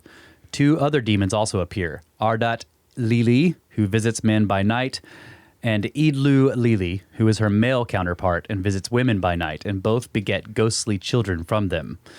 These later came to be associated in Judaism with Lilith, the night demon, that in addition to seducing men, stalks and kills children. She is often depicted with talons and was known in Christianity as the screech owl. So how many different things did we I know touch on? there's a right whole there? lot of symbols in that, Yeah. in that You set. got the 411 in there. Yeah. And The owls are not what they seem. We got the sex demons. What are they? The succubus incubus and succubus. incubus. Yeah. And note that the Whore of Babylon said that she was science. Yeah. I saw that. Yeah. So, the first appearance of Lilith in modern literature was in 1808 in Johann Wolfgang Goethe's Faust, where the demon Mephistopheles warns Faust of Lilith's devious nature, yet encourages Heinrich Faust to dance with her. As they dance, Faust says to Lilith, "A lovely dream I dreamt one day. I saw a green-leaved apple tree, 2 apples swayed upon a stem so tempting, I climbed up for them." To which Lilith responds, "Ever since the days of Eden, apples have been man's desire. How overjoyed I am to think, sir, apples grow too in my garden." Science. It is an amazing coincidence that it is widely believed that the character of Faust is loosely based on that of John Dee and his boundless desire for knowledge. The premise of Lilu, Lilith, and the related demons later became known collectively as incubus and succubus, the entities which prey upon us in our beds late at night. But of course, modern science simply rationalizes all of this as the common phenomenon known as sleep paralysis. And now, one final curious bit of information regarding John Dee that may have had long-term implications. The wife swap inevitably led to the destruction of Dee and Kelly's working relationship. After parting ways with Kelly, Dee continued his sessions with a new scryer named Bartholomew. Okay, it's Bartholomew? Yep. That does not look like Bartholomew. Okay. Bartholomew Hickman. Although little is known of these sessions, these went on for 10 years, longer than those with Kelly, and may have gleaned the purest and most valuable information because, unlike Kelly, Hickman was not tainted by Goetic practices. However, Dee never revealed any of the results of these sessions, instead choosing to bury all of his diaries inside chests in a field next to his home in Mortlake. Years after his death, a groundskeeper discovered the chest and began using the diaries as kindling. Ah! No! Wait for it. Upon hearing this, a local antiquarian quickly purchased all the remaining diaries. That individual, who presumably was now in possession of the supreme wisdom of the angels, and who soon began practicing Dee's Enochian magic himself, was Elias Ashmole, founding member of the British Royal Society and the earliest known founding member of the Freemasons. Wow. The study of Dee's manuscripts has led modern researchers to believe that the information he received was tailored to fit with his contemporary level of scientific understanding. And they also point out that the angels being contacted represented a few different classes of a larger and more complex spiritual ecosystem. Dee claims that all his activities were simply part of his quest for a transcendent understanding of the divine forms underlying the visible world, or as he called them, the pure verities. Wow. So, could some of this hidden information, or I guess you could ask Randall about that. Yeah, I mean, what's the timeline here? What? I mean, this guy who's the first founding member of the Masons. They don't know for sure that he was the first, because nobody knows exactly when it started. Yeah, but he's the first recorded. What's the term? Like Grand Master or whatever? They have a name for it when they're introduced into the order, I guess. Initiate? Yeah, I guess you could say initiate. Master but I think Mason. they have a name for it, I believe. And he's the first one on record. Okay. What year is this? Or like what time? 1614, I believe, something like that. Let's see, I can go back. And Dee died in 1608 or 9. They're not exactly sure on the date of his death, and this was a few years after that. Yeah. Well, let's see. So Dee was doing his work. Trying to find it. Okay, so one of the final sessions with Kelly was in 1587. So, yeah. Yeah, he died in 1608 or 9. Okay. So. Yeah, that's all interesting stuff. Okay. Moving to the next one, what we got here. So, in the often mentioned Passport to Magonia, 1969, author Jacques Vallée references a book titled The Secret Commonwealth of Elves, Fauns, and Fairies. Yes, written by Reverend Kirk of Aberfoyle, who studied theology at St. Andrews with a professor's degree from Edinburgh. The book was published in 1691, not long after John Dee's passing, and describes some of these divine forms. With regard to these forms, Vallée points out, according to medieval occultists, all invisible beings can be divided into 4 classes. The angels, the gods of the ancients, the devils or demons, the fallen angels, the souls of the dead, and the elemental spirits, which correspond to Kirk's secret commonwealth. In the 4th group are the gnomes, who inhabit the earth and correspond to mine-haunting fairies, goblins, pixies, korrigans, leprechauns, and the domovoys of Russian legend, and the sylphs who inhabit the air. Of this latter group, Reverend Kirk states in The Secret Commonwealth, we can summarize findings about elves and other aerial creatures in the following way. They have a nature that is intermediate between man and the angels. Physically, they have very light and fluid bodies, which are comparable to condensed clouds. They are particularly visible at dusk. They can appear and vanish at will. Intellectually, they are intelligent and curious. They have the power to carry away anything they like. Their chameleon-like bodies allow them to swim through the air with all their household. Their philosophical system is based on the following ideas. Nothing dies. All things evolve cyclically in such a way that at every cycle they are renewed and improved, and motion is the universal law. They are said to have a hierarchy of leaders, but they have no visible devotion to God and no religion. And they can be made to appear at will before us through magic. I remember that. that last bit is the most important part when you're thinking about how people are summoning or interacting with entities. Right. Yeah, That's it. like they seem to be, they're above us in the hierarchy, and yet somehow we can summon them. Right. They're interactive, Right. according to this. Yeah, and then they follow a set of rules somehow. Like they have these rules. There's a structure. Yeah. Yeah, so there's a weird, like you start to get this idea, like looking into some of the apocryphal texts, that there's a weird connection with like the angels or the demons or whatever, more powerful than humans, but there's an aspect to the human soul that's more powerful than them. And like they have to follow these set of rules. So there's this weird jealousy thing going on, or we're, they're after the human soul. They want it because it's powerful or something like that. And then at the same time, humans can control them and it makes them mad, but they have to do it. Like in the Solomonic stuff. Once you know their names. He's like making them do stuff like build the temple, and they're all mad about it. But they have to do it because he has control over them. Yep. Obviously I couldn't strange. include everything in this because it would have been prohibitively long, but there are discussions of the hierarchy.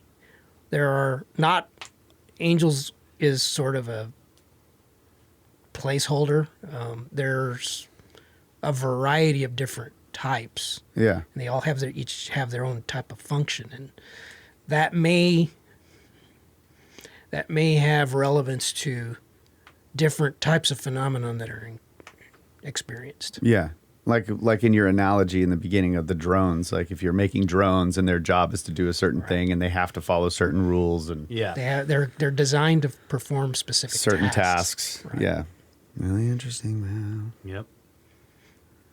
And, All right. and I guess in the context of this whole thing, I maybe should make this clear, is that, again, the term angel is really a placeholder. I have an appreciation of why we discussed this earlier, why Bramley used the term custodian. Yeah. Because you need a neutral term. Right.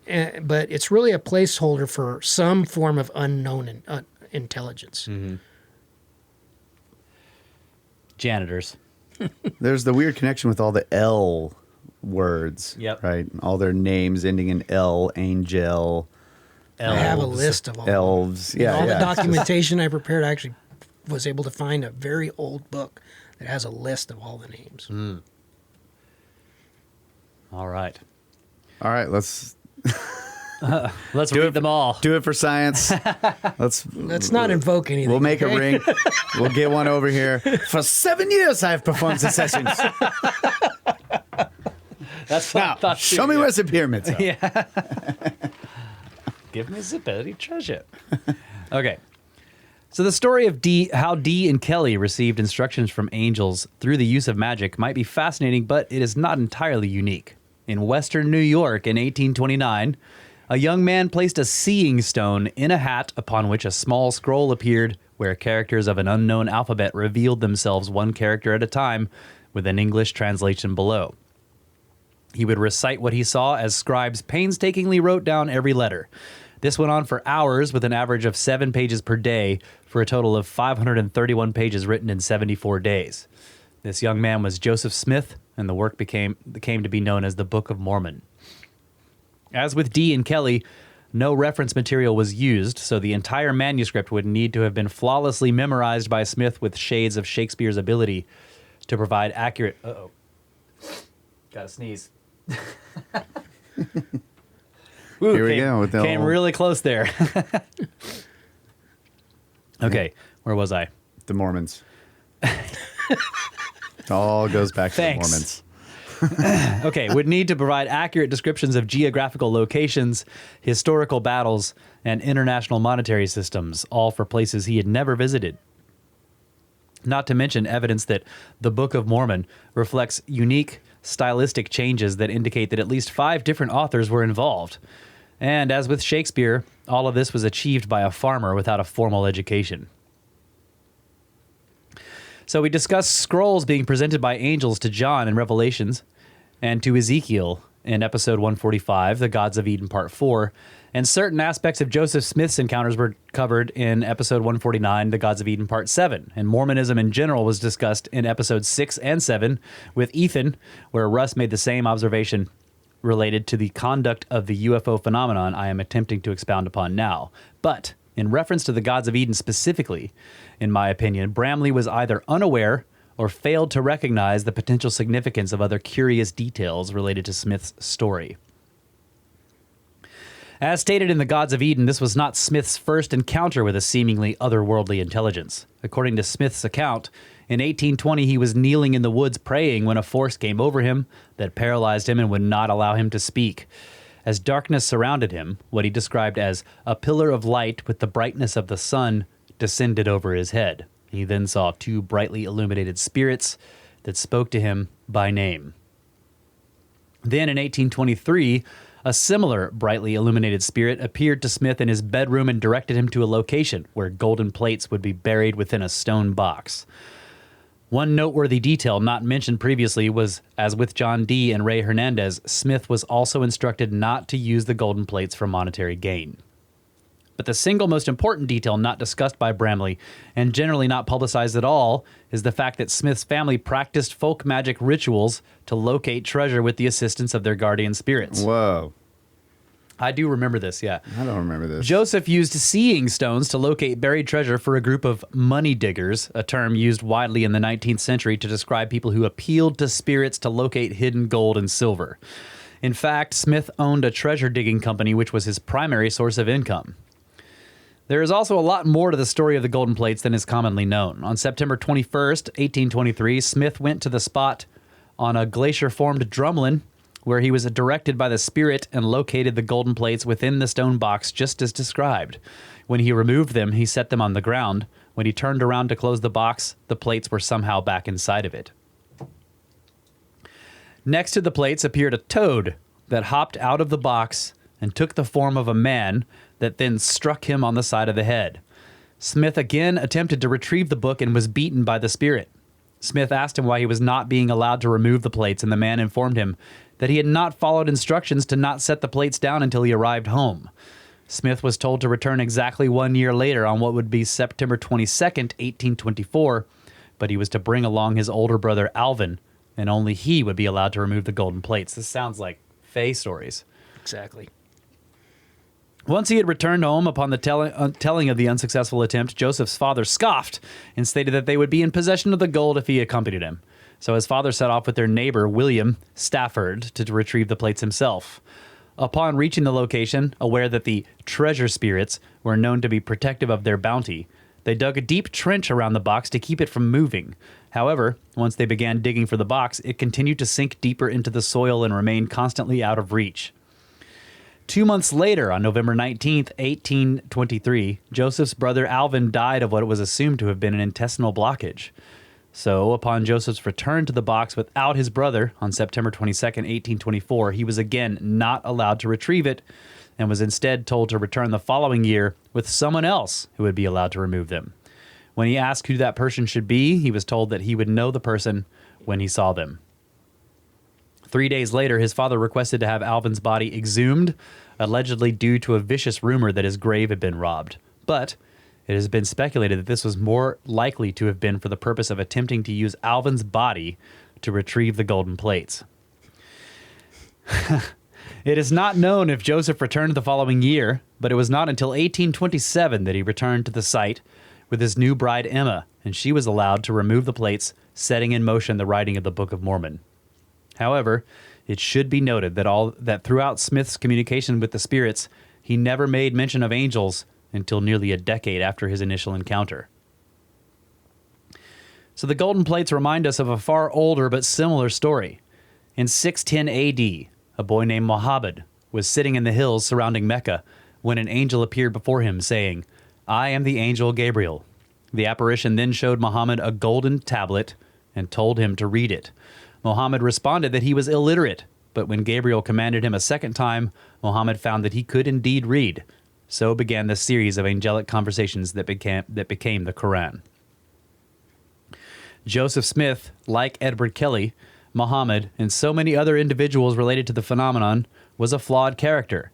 So there are always going to be questions regarding the authenticity of the stories he told. However, there is this interesting fact. In the Book of Moses, which Smith wrote in 1830, he makes references to only two names, that of Enoch and to Mehuja, a name that was completely unknown in the biblical record until it was found in portions of the Book of Enoch, discovered in the Dead Sea Scrolls in 1948, and which were not deciphered until 2019. Wow. Holy crap, that's crazy. Mehuja. Here we go. I see where we're going here. So Joseph Smith was far from the only controversial character from the 19th century who claimed to have received hidden wisdom from otherworldly forces. Helena Petrovna Blavatsky was a Russian philosopher and author who co-founded the Theosophical Society in 1875. Hey, we're up on time. Oh, yeah. Let's save this for the next totally segment. wrapped in. Yeah, okay. Awesome stuff. Yep. Yeah, I didn't know that. So those tablets were, or that name was just deciphered in 2019 out of the new finds from the Dead Sea Scrolls? Yeah, it was in the fragments that were found, the more recent fragments that were found in 1948. Not the ones that were found to be hoaxes, right? No. Even that would be weird. Yeah. Yeah. All right, cool. We'll Yeah. be right back.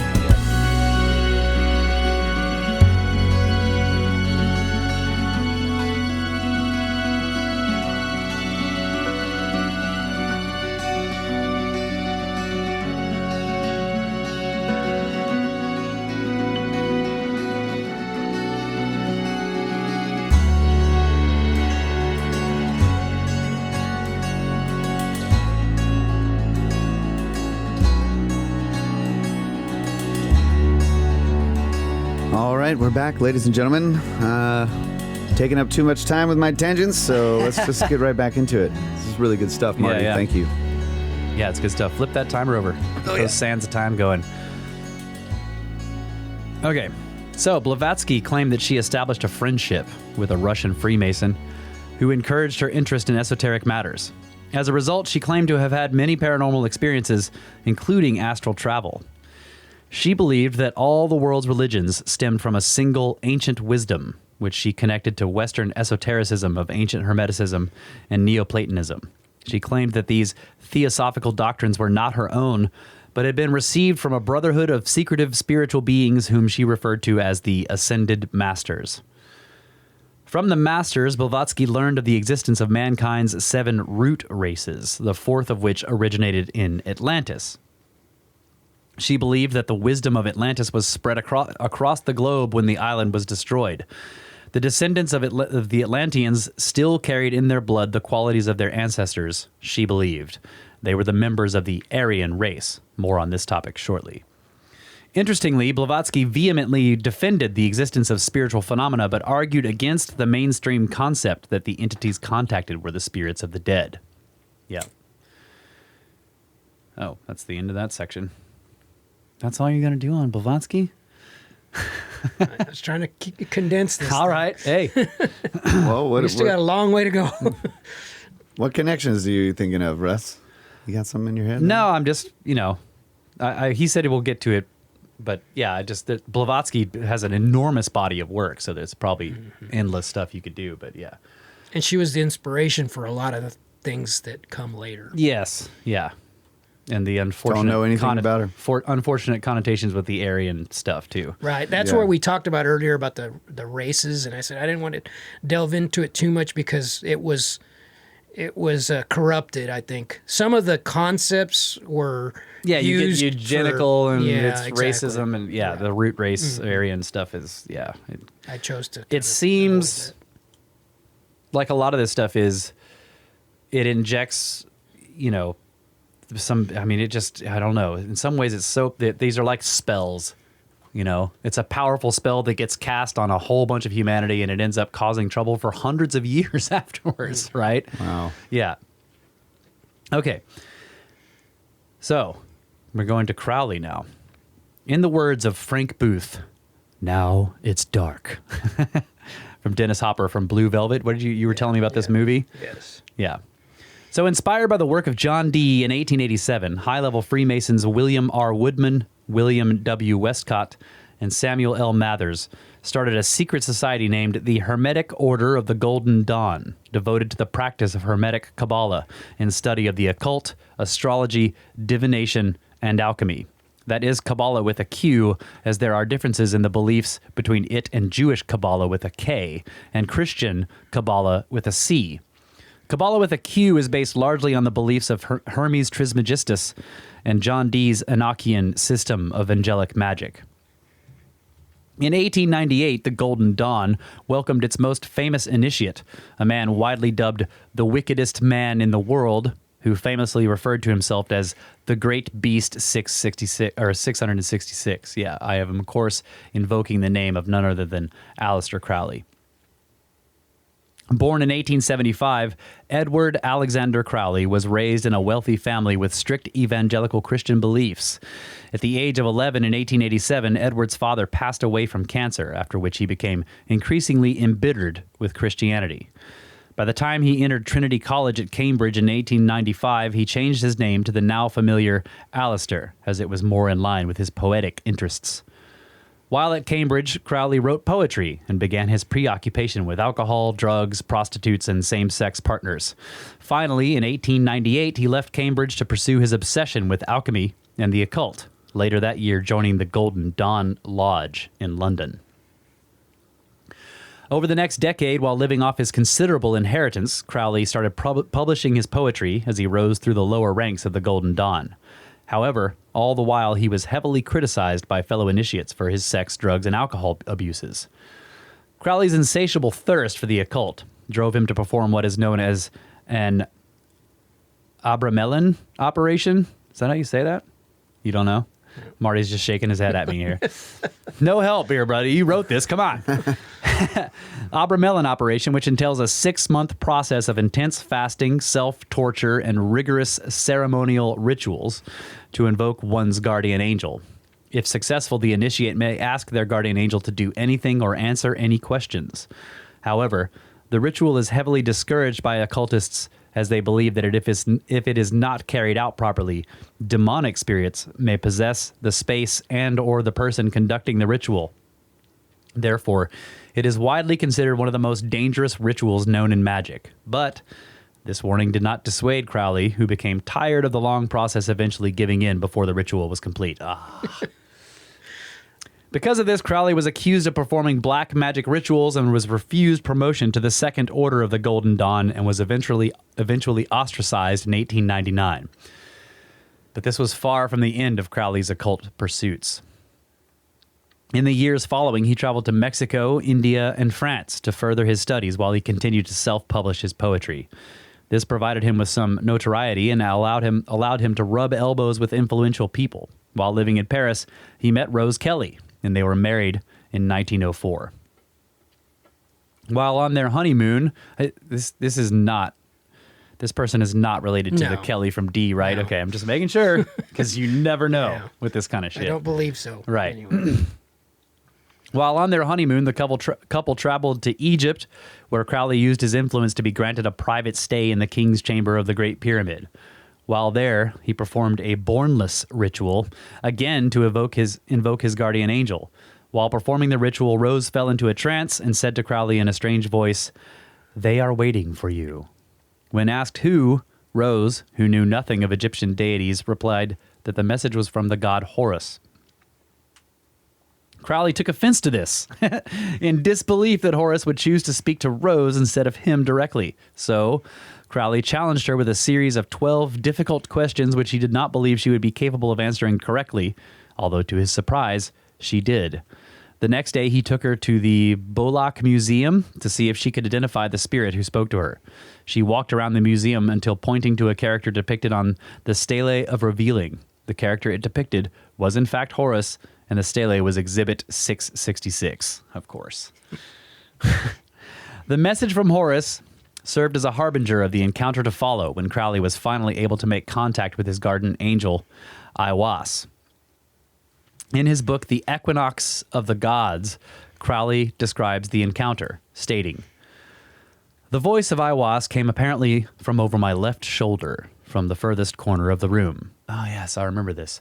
"It seemed to echo itself in my physical heart in a very strange manner, hard to describe. I have noticed a similar phenomenon when I have been waiting for a message fraught with great hope or dread. I had a strong impression that the speaker was actually in the corner where he seemed to be, in a body of fine matter, transparent as a veil of gauze or a cloud of incense smoke. He seemed to be a tall, dark man in his 30s, well-knit, active, and strong, with the face of a savage king and eyes veiled lest their gaze should destroy what they saw. The dress was not Arab, it suggested Assyria or Persia, but very vaguely. I took little note of it, for to me at the time, Aiwass was an angel, such as I had often seen in visions, a being purely astral." Crowley claimed that Aiwass was Horus's brother Seth, the devil of the Book of Thoth, and he remained in communication with him over the next 3 days as Aiwass conveyed the 3 chapters that comprised the Liber Legis, or the Book of the Law, to Crowley via automatic writing. Each chapter was presented as an expression of one of 3 god forms. Nut, the Egyptian goddess of the night sky, the queen of space, and as Crowley referred to her, the lady of the starry heaven. Hadit, the complement of Nut, his bride, he is eternal energy, the infinite motion of things who sees the expansion and the development of the soul through joy. And Ra Horkut, or Ra Horikti, the god of war and vengeance, and the lord of the Aeon of Horus, which Crowley described as, "The Aeon of Horus is the duration of the apocalypse, that period when Chronozon, the demon dweller of the Abzu, shall rule over the cosmos and visit destruction upon mankind. And the apocalypse is a mental transformation that will occur, or is presently occurring, within the collective unconscious of the human race." That was a pretty important statement that Yeah. will Yeah. become relevant later. The Aeon of Horus, Choronzon, that's how it's said, the demon dweller of the Abzu, the waters of the deep. Okay. Note the connection to the Epic of Gilgamesh. Yeah. Yeah, and of course Enki and rules over the Abzu. What else did I see in here? Aiwass. I'm just like... Yeah, no, that was... Hawass. Why am I thinking Hawass? Oh, I was thinking ayahuasca. Yeah, ayahuasca too, but he's in Egypt, and then something starts talking to him and says, "My name is Aiwass." And then we end up with Zahi Hawass running the freaking... Why am I making this connection? I don't know, but it happened. Okay. Now, if he'd have said his name was Iwasshole. Yeah, a wasshole. The Book of the Law served as the foundation for the establishment of Crowley's new religion, Thelema, and its devotees were instructed to follow only one commandment. Yeah, do what thou wilt, shall be the whole of the law. Oh my God. In his book, The Equinox of the Gods, Crowley made this bold statement about its origin. "We are forced to conclude that the author of the Book of the Law is an intelligence both alien and superior to myself, yet acquainted with my innermost secrets, and, the most important point of all, that this intelligent is discarnate. The existence of true religion presupposes that of some discarnate intelligence, whether we call him God or anything else. And this is exactly what no religion had ever proved scientifically. The immense superiority of this particular intelligence, Aiwass, to any other with which mankind has yet been in conscious communication is shown not merely by the character of the book itself, but by the fact of his comprehending perfectly the nature of the proof necessary to demonstrate the fact of his own existence and the conditions of that existence. So why do you think Crowley thinks that the book means that this entity has proven its existence scientifically? Do you want to talk about that? Think of the time period. When was this taking place? And what early 1900s? Actually, late 1800s. Okay. Well, no, actually, Yeah. 1904. Yeah, there were things going on around that time that, if you kind of start running, we're in the depth here of the a lot of this started around the time the of spiritualist age, like people were doing seances, and I understand that bit, but still, why does he think that this is I don't know. This is, in other words, he wrote this through automatic writing. Yeah. He's saying, in other words, in his, just giving him he's the benefit claiming, of the doubt, yeah. that this was, he was, I guess, awed by the intelligence of whatever was coming through him. Yeah, And I understand that. He comments about that this was far more intelligent than him. And, and for somebody that was very arrogant and thought that he was really, really intelligent, he's kind of suggesting that this was an all-powerful being. Yeah, I see that. And I also want to, going way back here, when he tries this first ritual and fails, are you sort of setting up the idea that this is when... I'm not setting up anything. That's history. I know. I'm just saying... He was warned, do not perform this ritual, because if you don't do it right or don't complete it, you run the risk of being... Yeah, you don't meet your guardian. It's something dark shows up instead. Exactly. Right, and then the rest of his life is set up with this, that failed ritual at the start, turning dark. Yeah, exactly. That's So I was just saying, that's what you're kind of pointing that out, right? I'm trying to not interject my thoughts into this in the way I wrote it. Well, I'm just letting the facts. Seemed clear to me that that's what's happening. The facts let them speak for themselves, I guess, in a sense. Now, what was going on in my mind as I'm reading this, I'm connecting dots, and I'm saying this was a turning point in his belief system. Notice that he, and we talked about this earlier, about how people try to do things that may ultimately be bad, but in their mind they're doing it for good. Notice he's trying to contact his guardian angel. He's thinking that he's looking to do something good, but yet what came through, without him even really acknowledging it, was not something necessarily good. Right. Yeah. Okay. So as if Crowley's statements regarding the origin of Aiwass were not provocative enough, in January through March of 1918, he claimed to have successfully performed an Amalantref working ritual to open a door or portal to another realm or dimension. What came through was a physical manifestation named Lam, or Lam. Crowley created a drawing of Lam, which he included in his Dead Souls exhibition held in New York in 1919. The similarity between Lam and the being later popularized on the cover of Whitley Strieber's book Communion in 1987 is striking, to say the least. So yeah, Lam looks like a gray without the big black sunglasses that they seem to wear. If you imagine a gray, but with small, more normal-looking eyes. Mm-hmm. Another thing I mentioned during the break, I have a lot of pictures that correspond with a lot of this imagery that we're discussing, and I'll post that. Hopefully, maybe we can get this added to the YouTube video. Maybe, yeah. Yeah, if you send me the pictures, I can put them in the show notes, and then Brandon can put them in the video for sure. Okay, so beyond its physical appearance, it should be emphasized that Lam was said not to be an individual, but a class of being. And in Magic Without Tears, Crowley makes this curious commentary regarding communication with such intelligences. It is, of course, of the very first importance in geomancy to frame your questions accurately, for the intelligences serving the art delight in tricksome gambles. If there is a possibility of assigning a double meaning to the question, you can bank on their finding it and deceiving you. Yeah. During one of his communications with the spirit world, Crowley is shown imagery of nymphs, of fauns, and Pan, the god of the wild. He is shown hundreds of visions where the angel of the aether assumes different masks and games. He is then told that the book has been opened. Ha! Awakening the angels of the aethers.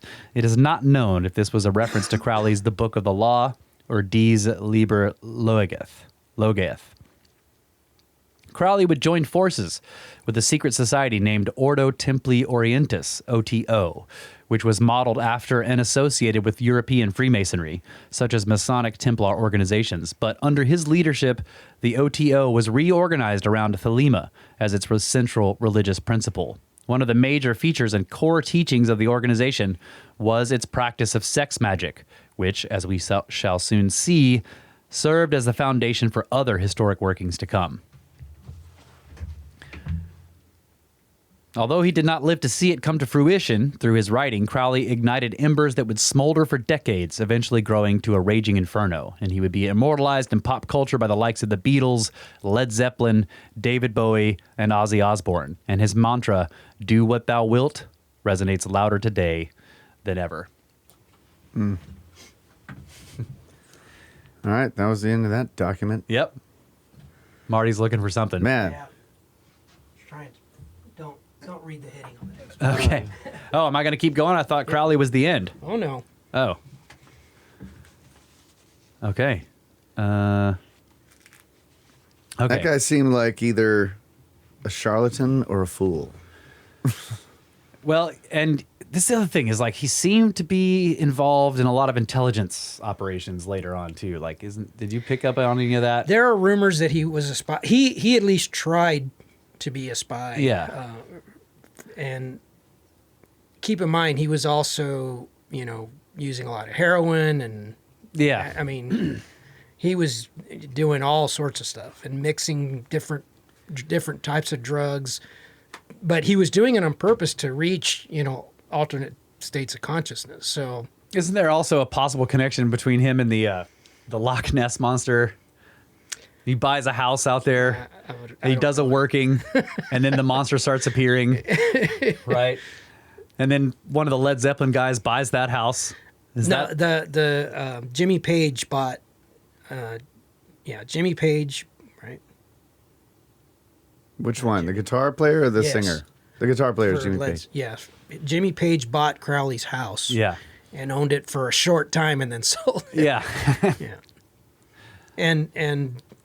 And Crowley is on the cover of Sgt. Pepper's Lonely Hearts Club Band. And Yeah. he's worked his way into Yes. our So culture. it's the pop culture, yeah. Yeah. And the whole theme of "do what thou wilt" is definitely Oh, yeah. much more prevalent today than it was when he was Yeah. trying to grow his religion. Yeah. And I think that, this is a little bit of a tangent, but I saw that Crowleyism in the Assassin's Creed games, which in terms of pop culture, they were fairly influential just because, they're massively popular games, but they have the creed in the game is there's an actual creed for the assassins, and it's very close to "do what thou wilt," except that it goes something more like nothing is forbidden, everything is permitted, basically. Like, in other words, the rules are whatever you make them. And the assassins are the Essenes. Yes. Yeah. All right. Lots of connections. Yeah. So, while Aleister Crowley was busy conjuring portals and communicating with intelligences from the Aethers, the First World War from 1914 to 1918 was raging in Europe. Military tactics developed before the war failed to keep pace with advances in technology. So, by the end of 1914, the opposing forces were left confronting each other along an uninterrupted line of entrenched positions, resulting in a 3-year stalemate that cost over 1 million lives. One day in 1915, a dispatch runner in the 16th Bavarian Infantry Reserve was sitting in one of the trenches eating dinner with his fellow soldiers as bullets whirled overhead. Suddenly, through all the noise of battle, he hears a loud, commanding voice in his head say, "Get up and go over there." Instinctively, he quickly gets up and moves 20 yards down the trench, and just as he sits, he sees a flash and feels the blast from an artillery shell that struck where he had previously been sitting, killing everyone in that vicinity. No one else heard the voice, which suggests that the disembodied voice may have had a reason to spare the life of this particular young soldier. Maybe it was somehow due to his interest in poetry on the subject of the occult and ritual magic. Or maybe it simply had bigger plans for his future. That young soldier was Adolf Hitler, and this was but one of several seemingly otherworldly interventions that are documented to have occurred at critical junctures throughout his life. So I don't need to go into too much detail about the life of Adolf Hitler, but there are a few salient points I'd like to make. Although Hitler shared an interest in the occult with many of the German people, as he and the Nazi Party rose to power, they expressed an aversion to the fealty to the spirit world inherent in occult beliefs. This initially led to many practicing occultists being thrown into concentration camps. However, there were those within Hitler's inner circle who secretly held such occult beliefs. In 1939, Joseph, how do you say this one? Goebbels? Garbles. Yeah. One of Hitler's closest devotees brought him a letter from a trusted astrologer that predicted an assassination attempt. When the attempt occurred but was thwarted by the prediction, Hitler was convinced of the potential usefulness of occult practices. Initially, funding was provided to research the prophecies of Nostradamus for use in Nazi propaganda. But this was soon expanded into many other areas, and occultism was rebranded as border science, or scientific occultism, to ensure fealty to the Reichsfuhrer and the Nazi Party. As a result of this new policy, over 40 psychics were relocated from concentration camps and placed in a lavish research facility where they were encouraged to cultivate their abilities. Following the overthrow of Benito Mussolini in 1943, the Italians secretly moved El Duce, is that right? Yeah, to different locations to deter rescue attempts. According to Hans Himmler and Walter Schellenberg, German psychics involved in Operation Mars were able to provide the exact location where Mussolini would be held, and acting on that information, a rescue operation was successfully performed without a single shot being fired. The German Navy also created the Pendulum Institute to psychically locate Allied warships at sea. This proved the strategic value of remote viewing decades before Project Stargate in the U.S. Hans Himmler, one of the key architects of the Holocaust, appointed Karl Maria Willigut to head of the Department for Pre- and Early History, which was created for him within the SS Race and Settlement Main Office. Willigut was a former member of the Quasi-Masonic Lodge and espoused deep occult beliefs and claimed to have spiritual powers that allowed him direct access to genetic memories of his ancestors thousands of years into the past. He claimed to worship a Germanic god Christ, whom Christianity was supposed later to have appropriated as their own savior, Christ. According to Willigut, Germanic culture and history reached back to 228,000 BC, when Earth was inhabited by giants, dwarfs, and other mythical creatures. By 12,500 BC, the religion of Christ was revealed, and from that time became the religion of all Germanic peoples. I think that'd be Christ. Christ? Just saying, yeah. Okay. Yeah, you're probably right. It was Willigut who appointed Otto Rahn with the task of researching the Holy Grail and the lost civilization of the Thule. Rahn published the book Lucifer's Court, which speculated that the Holy Grail lay at the center of a cult of Luciferians who practiced an Ur-Aryan religion drawn from Tibet and northern India via Persia in pre-modern times. Accused of heresy and witchcraft, these last representatives of the Indo-Aryan civilization of Thule had been eradicated by the Catholic Church, their teachings preserved by the Knights Templar and Tibetan monks. Thule was the mythic origin of all Aryans, an equally mythic white-skinned, blue-eyed, blonde-haired race of wise giant mound builders who were once the masters of the earth but who lost their birthright due to sexual liaisons with the irresistibly seductive members of inferior subhuman half-animal races. Yeah. Of course. Enoch. Yes. Yeah. In his book, The Occult Roots of Nazism, author Nicholas Goodrick Clark states, since 1960, a number of popular books have represented the Nazi phenomenon as the product of arcane and demonic influence. The remarkable story of the rise of Nazism is implicitly linked to the power of the supernatural. According to this mythology, Nazism cannot have been the mere product of socio-economic factors. No empirical or purely sociological thesis could account for its nefarious projects and continued success. The occult historiography chooses to explain the Nazi phenomenon in terms of an ultimate and arcane power which supported and controlled Hitler and his entourage. This hidden power is characterized either as a discarnate entity or as a magical elite in a remote age or distant location with which the Nazis were in contact.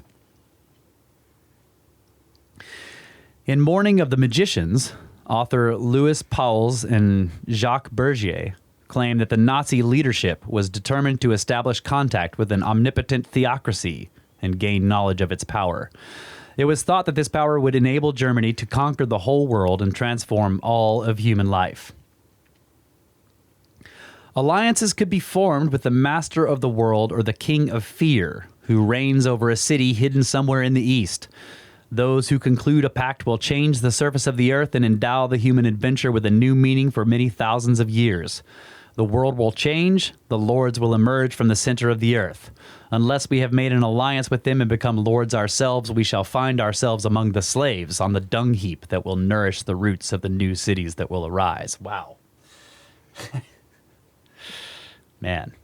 So the idea is that that whole deal was a plot by, like, aliens to get the world in such a state that they could then, Well, like, use it for their own devices or something, actually, and now this is the it's all reverse. screwed up. This is the reverse. What this is suggesting is that they make a pact with these divine beings, so that, because if they don't, they will be destroyed. This is the Nazi rationale. They're saying we need to make a pact with these intelligences. Yeah, that last... Yeah, but that's from the human standpoint. I'm talking about from the aliens. We don't know yet. We don't really know. It's difficult for us to get in. Well, the idea is that if they can take over the whole world and change everything about humanity and how we live and whatever, and breed, again, bringing in all the genetic stuff, then they can turn it into something that it's like, you know. Maybe we'll get into what could possibly be going on behind that. That's difficult to do because it's enough all of a challenge speculation. to be able to make the the point that there is something going on behind the scenes. Yeah. Now, what its intent? Yeah, so he's just speculating. I mean, I'm speculating based on that idea. Right. Yeah. That, like, there was some initiative or objective to turn the world in a certain way and eradicate certain people, Well, so that, they could carry out their designs or something. look at it. And then Look at it a different way. Huh? They're nefarious Maybe plans. Yeah. maybe those objectives are a means to an end. Maybe it's not about the wars. It's about what the wars cause. Yeah. They've said it from the beginning. You got to think back of what was said. They're very consistent. There's a pattern in here, and it's a very consistent pattern, but it'll be spelled out more as we go further. I start to reveal more of what Classic Marty. Next episode. No, it's going to be spelled out. at least I'm actually disclosing what I believe in this sense, or should I say, what the historical record shows. I don't know that is entirely. But they could have objective. succeeded, They could have, yes. right? So why, like, Or we so there's a could be goal. headed towards it. It seems like, there's warring factions out there in the cosmos over what's going on down here. And so some of them are driving their agenda, which results in all kinds of crazy At this point, chaos, we're really like in only World War seeing II. one agenda. And then It they would fail seem that there's one because there's consistent- another force, right? Possibly, yeah. Yeah. But, yeah, it's just- So which ones are the custodians? The ones that are stopping that stuff from happening, or the ones that are trying to make it happen? yeah. See, Bramley, I think he lumps everything together into one thing, but it's like this makes it more seem like Well, I think Bramley's premise is, just create chaos. Just make war happen. yeah, keep them fighting themselves. Yeah. Maybe there's, and I hate to put my thoughts into this, but No, this is what we're here for. I will say that We it is bring you entirely. in- we bring you in here. Maybe it's entirely possible that there is one party, and I don't know. Again, it's sort of like you said, Game of Thrones, that you Game of Deuce.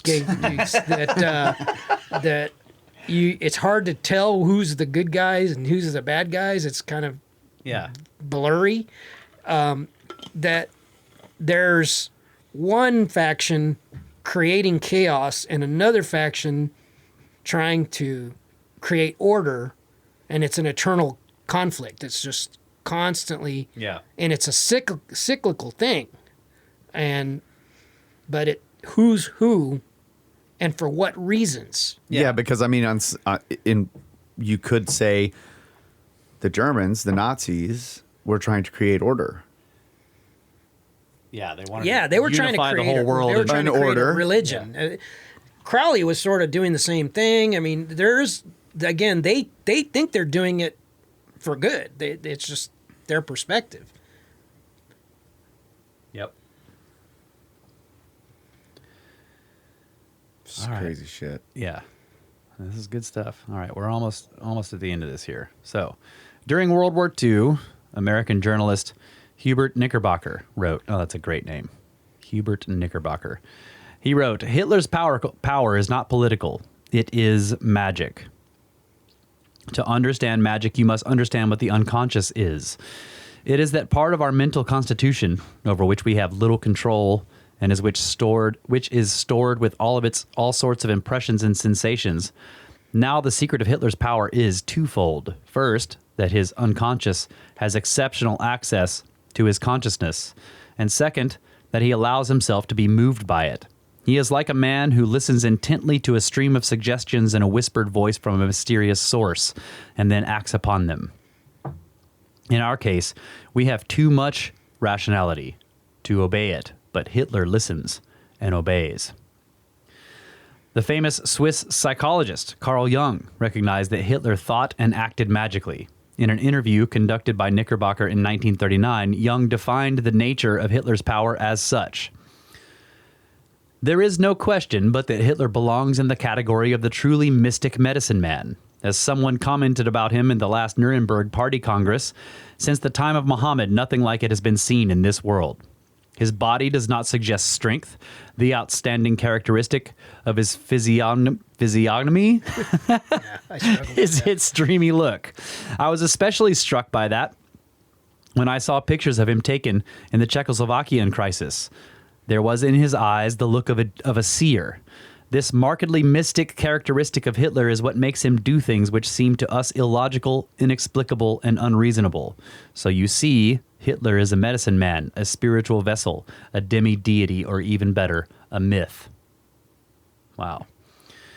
Episode 143 of Brothers of the Serpent, Gods of Eden Part 2, discusses Aryan beliefs, so we don't want to spend too much time focusing on this reasonably well-known part of history, other than to note one interesting, albeit largely anecdotal claim.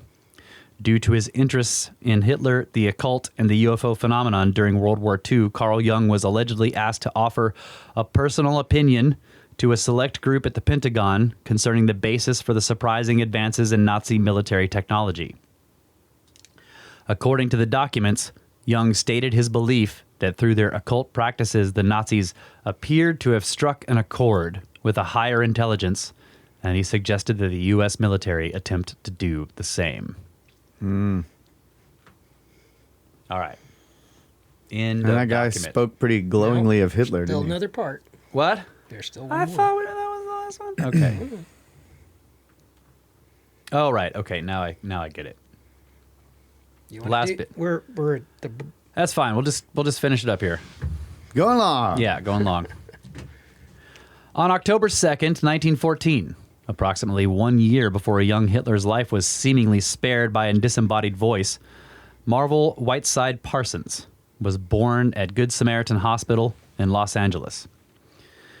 He was named after his father, a wealthy real estate developer known as Jack. Little Jack never had the chance to get to know him, as his parents divorced less than a year after his birth, resulting in his mother, Ruth, addressing him as John. As a young boy, Jack was a loner who spent most of his time reading science fiction. He was fascinated by Jules Verne's From Earth to the Moon and wanted to become a hero that would one day travel to the moon. At age 12, the newly published Amazing Stories became the first publication dedicated to space fantasies and promoted the motto, "Extravagant fiction today, cold fact tomorrow." This quickly became one of Jack's favorite. Jack was different than other kids. He wore fancy clothes, had long hair, and spoke with a slight English accent, picked up from the servants that looked after him. But he also suffered from dyslexia, and these things made him a target of bullying in school. It was around this time when little Jack claimed to have had his first mystical experience when he successfully invoked the devil in his bedroom, scaring him away from occult practices, at least for the time being. One day, a bunch of bullies surrounded Jack in the schoolyard and began beating him. Suddenly, another kid, 2 years older than him, jumped in the middle, pushing them aside and breaking the nose of one of the bullies. He then picked Jack up and helped him collect his sci-fi books off the ground. The kid, named Edward Foreman, was the son of an engineer. And also suffered from dyslexia and shared Jack's fascination with science fiction. The two quickly became best friends, and together they dedicated themselves to bringing the far-fetched science fiction concept of spaceflight to the moon a reality, and adopted the slogan, "Ad astra per aspera," to the stars through hardship. The two began experimenting with homemade explosives, by which time they were in their teens, which got them expelled for blowing up school toilets. In 1931, Parsons heard about a 17-year-old in Germany named Werner von Braun, who was working on a similar concept, and wrote to him telling him of his own primitive rocket experiments. Parsons and von Braun became friends and even exchanged ideas over the telephone on several occasions. Parsons studied chemistry at the University School in Pasadena and got a job at the Hercules Powder Company in Los Angeles, which was the largest TNT production facility in the U.S. during World War I. This provided Jack with access to a wide array of explosive materials and valuable information on their chemical composition. As a result, the backyard of Jack's home was described as looking like the lunar surface due to the craters resulting from their numerous rocket tests. As the rocket experiments progressed, they eventually realized they needed help solving aerodynamic challenges. So, in 1935, while Parsons was attending Pasadena Community College, he and Foreman visited the California Institute for Technology to speak with a graduate student in aeronautics who had presented a paper on the recent work of Eugene Sanger, yeah. and spoke optimistically about the possibility of rockets being used to power aircraft.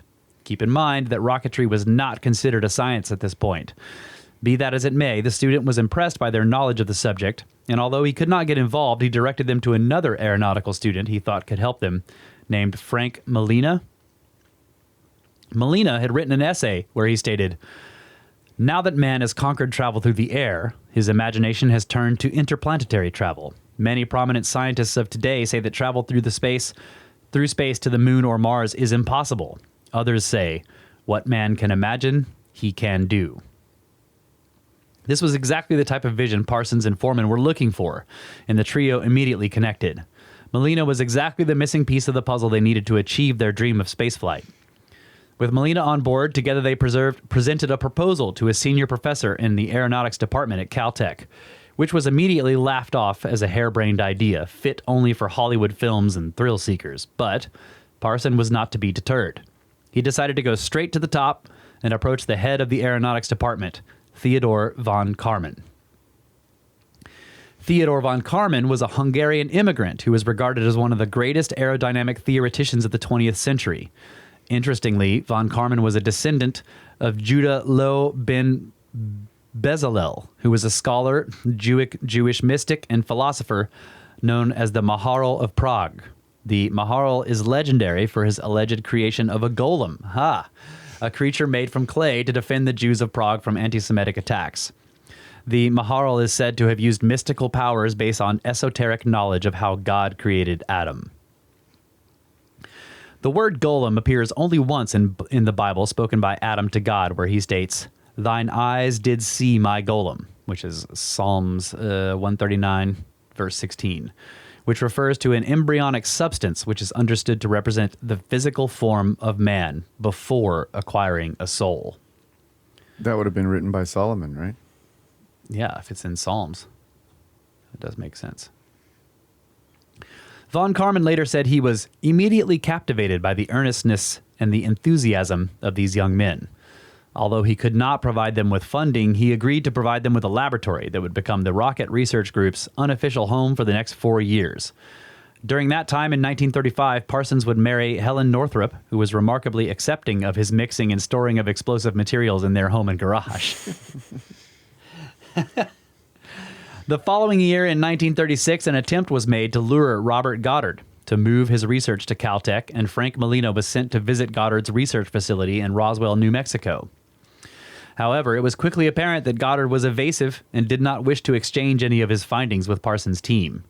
Regarding this, von Karman would later state, "There is no direct line from Goddard to present-day rocketry. He is on a branch that died. He was an inventive man and had good scientific foundation, but he was not a creator of science." Yet everybody knows Goddard and nobody knows Parsons. Right.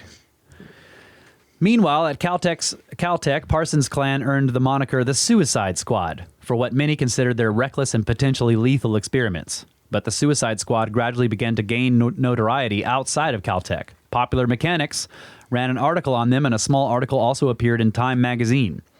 Because of his increasing stature in the community, Parsons was even asked to be an expert witness in a trial involving a former police officer accused of a bombing that killed a local political activist. Parsons' testimony resulted in his conviction, and a picture of Parsons holding a replica of the explosive device was published by many regional newspapers, including the Los Angeles Times. But all was not well within the Suicide Squad. By 1939, they seemed to reach a plateau in their development that they could not break past. It was around this time that Parsons came upon a book titled Conks om Pax by Aleister Crowley. This book, filled with chapters about hidden knowledge, magic, and demons, was a revelation to Parsons that took him back to his childhood interest in the occult and conjuring.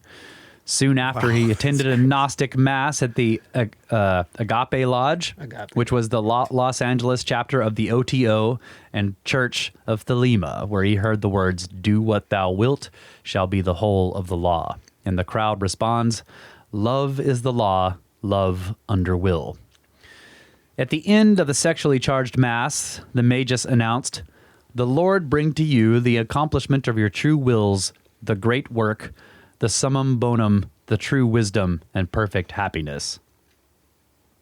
These words spoke directly to Parsons' soul. Afterward, he partook in cakes baked with animal blood amid sexual debauchery. It seemed that Parsons had found his true calling. Seeing her husband's mounting interest in Crowley, Helen also began to read his books and eventually began accompanying Jack to the Agape Lodge. George Pendle, the author of the book Strange Angel, The Otherworldly Life of rocket scientist John Whiteside Parsons, states, "As a scientist, he found that Crowley's magic teachings seemed to correlate with the work of the quantum field folks.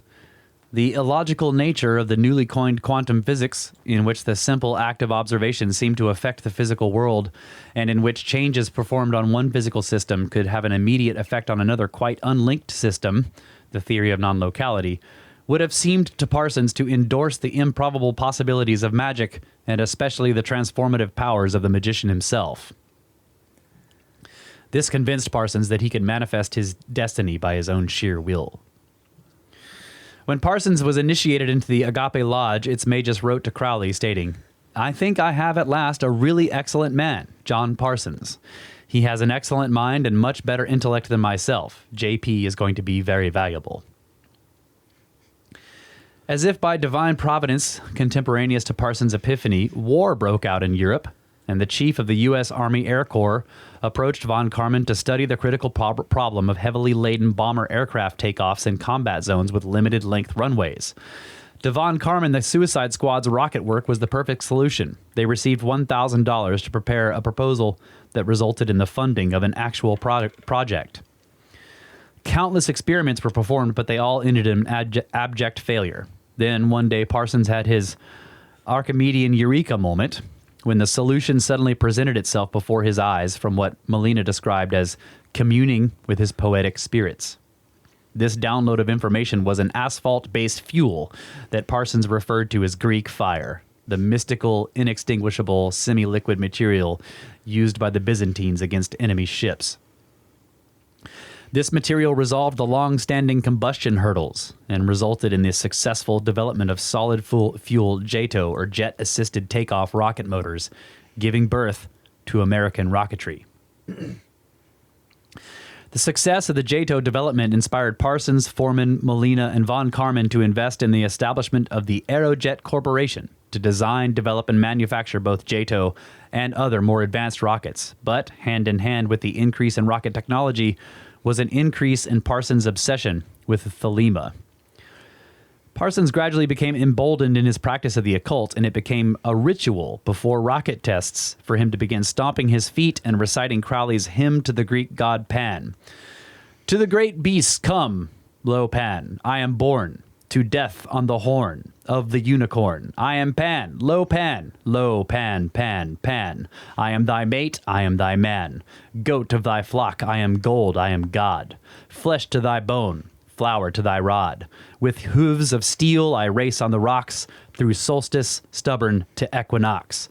And I rave, and I rape, and I rip, and I rend, everlasting, world without end.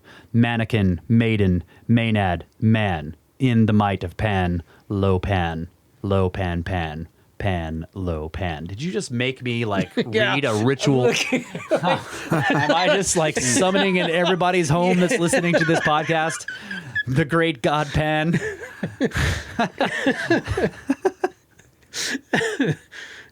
In 1942, Parsons opened his home on Millionaires Row in Pasadena to members of the Agape Lodge, which he named the Parsonage. With a large painting of Crowley hanging prominently in the foyer, they began regularly hosting lavish drug and alcohol-fueled open love rituals, much to the discontent of the community.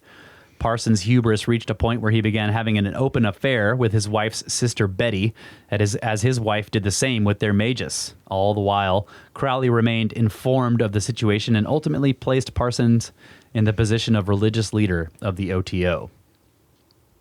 When word reached U.S. Department of Intelligence of the Nazi development of the V-2 missile, the U.S. Army Ordnance Department gave the Suicide Squad an open checkbook to develop a weapon that could deliver 1,000 pounds of explosive over 150 miles. For a project of this magnitude, new facilities would be required. This was to become JPL, the Jet Propulsion Laboratory, also known internally as the Jack Parsons Laboratory, located by the Devil's Gate Dam in Los Angeles. By the war's end, JPL employed over 400 technicians.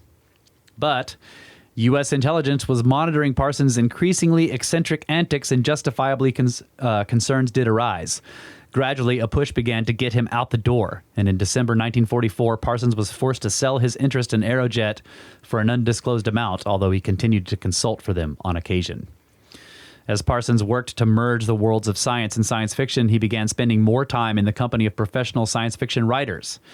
He had become a regular guest of writer Robert Heinlein. The two had met at the Los Angeles Science Fiction Society. Heinlein, as one of the earliest members of the American Interplanetary Society, was impressed by the true rocket scientist, as was Ray Bradbury, who also spoke highly of Parsons. It was through these connections that Parsons met another science fiction writer named L. Ron Hubbard. By 1945, Hubbard had moved into the parsonage and quickly came to dominate the conversations with his worldwide adventures and exploits at sea. Parsons became enamored with Hubbard and wrote to Crowley stating, I deduced that Hubbard is in direct touch with some higher intelligence. He is the most thelemic person I have ever met and is in complete accord with our own principles. But this admiration was also shared by Parsons' mistress Betty, and the two soon became lovers, much to the chagrin of Parsons, who believed that in accordance with his thelemic beliefs was above petty jealousy. Nonetheless, it was becoming increasingly apparent to all that Parsons' life was beginning to spiral out of control. Parsons wrote to Crowley, "I am so nauseated by Christian and theosophical guff about the good and the true that I prefer the appearance of evil to that of good." The change in Parsons' demeanor was palatable. One of the Thelemites living at the parsonage stated, "There is something strange going on. Our own Jack is enamored of witchcraft, the Humfert, and voodoo. From the start, he always wanted to evoke something, no matter what, I am inclined to think, so long as he got a result."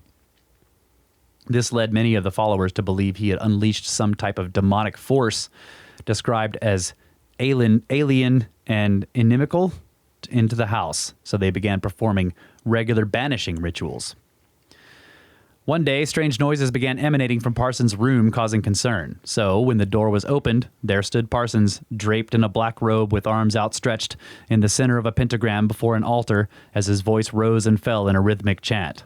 Parsons was using the system of Dr. John Dee's Enochian Magic, recommended by Crowley to perform certain operations to obtain an elemental mate.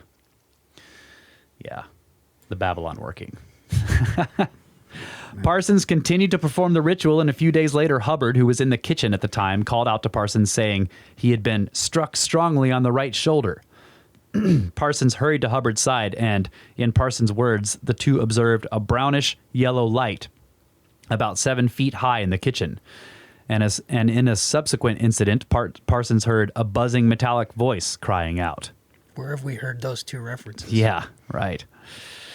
Soon after, in January of 1946, Parsons and Hubbard ventured out into the Mojave Desert to perform a sex magic ritual known as the Babylon Working. This was an attempt to manifest the whore of Babylon so that she may give birth to the moon child, the Antichrist, written about in Crowley's book of the same name, which dealt with a battle between good and evil magicians over an unborn baby. Interestingly, this plot was revisited in the movie Rosemary's Baby, directed by Roman Polanski shortly before his wife Sharon Tate and her unborn baby were murdered by followers of Charles Manson, who coincidentally had ties back to Hubbard and the Mojave Desert. Hold up. Yeah, reread that. Your mind will do some backflips. So, let's just, reread that. Okay. Soon after, in January of 1946, Parson and Hubbard ventured out into the Mojave Desert to perform a sex magic ritual known as the Babylon Working. This was an attempt to manifest the whore of Babylon so that she may give birth to a moon child, the Antichrist, written about in Crowley's book of the same name, which dealt with the battle between good and evil magicians over an unborn baby. Interestingly, this plot was revisited in the movie Rosemary's Baby, directed by Roman Polanski shortly before his wife Sharon Tate and her unborn baby were murdered by followers of Charles Manson, who had ties back to Hubbard and the Mojave Desert. Okay. So Tate, so the movie that Tate made, Polanski. Rosemary's Polanski. Baby. Rosemary's Baby, yeah. Was talking about that actual thing, or just the right? It was based on the writing concept. No, well, we don't know that. We don't know that for a fact. It was, in theory, it was just a story. You know, it's just odd reality. What's the term? Reality mimicking. Yeah, where fiction seems to be like the book Titan or whatever. That was written and published before the Titanic.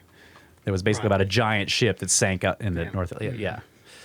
I just finished listening to that book, Chaos, and it's about the whole.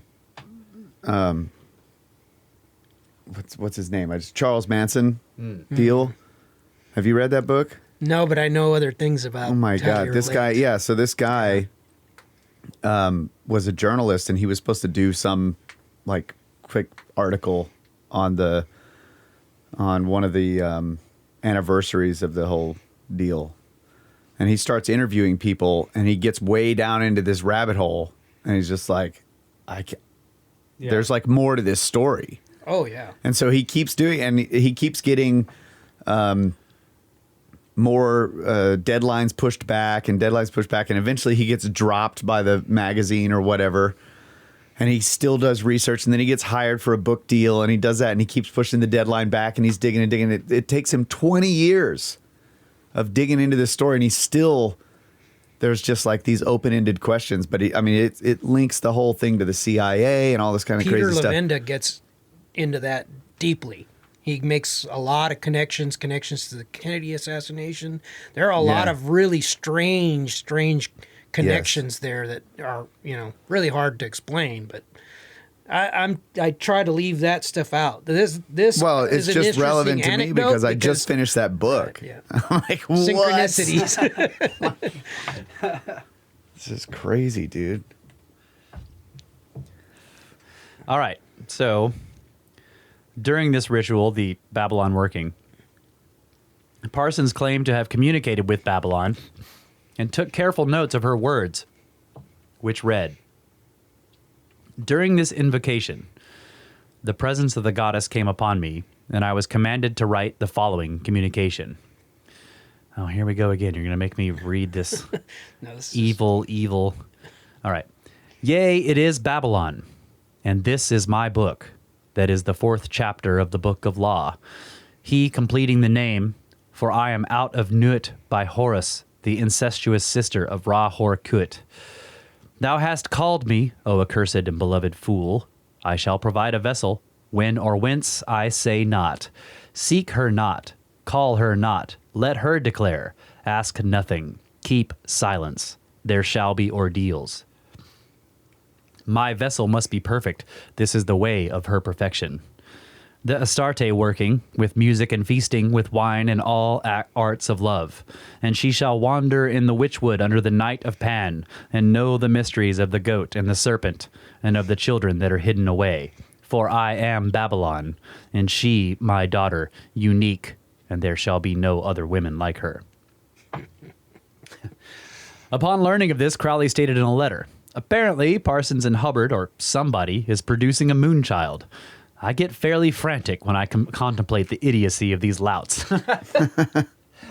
Even Crowley recognized. Yeah, he's like, "What are you doing?" Yes.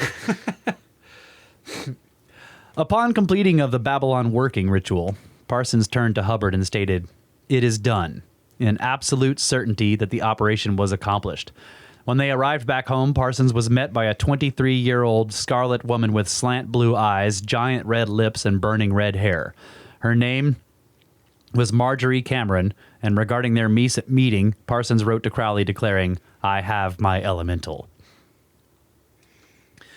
Despite her young age, Cameron served as cartographer for the Joint Chiefs of Staff during World War II and was just discharged in 1945, shortly before arriving on Parsons' doorstep.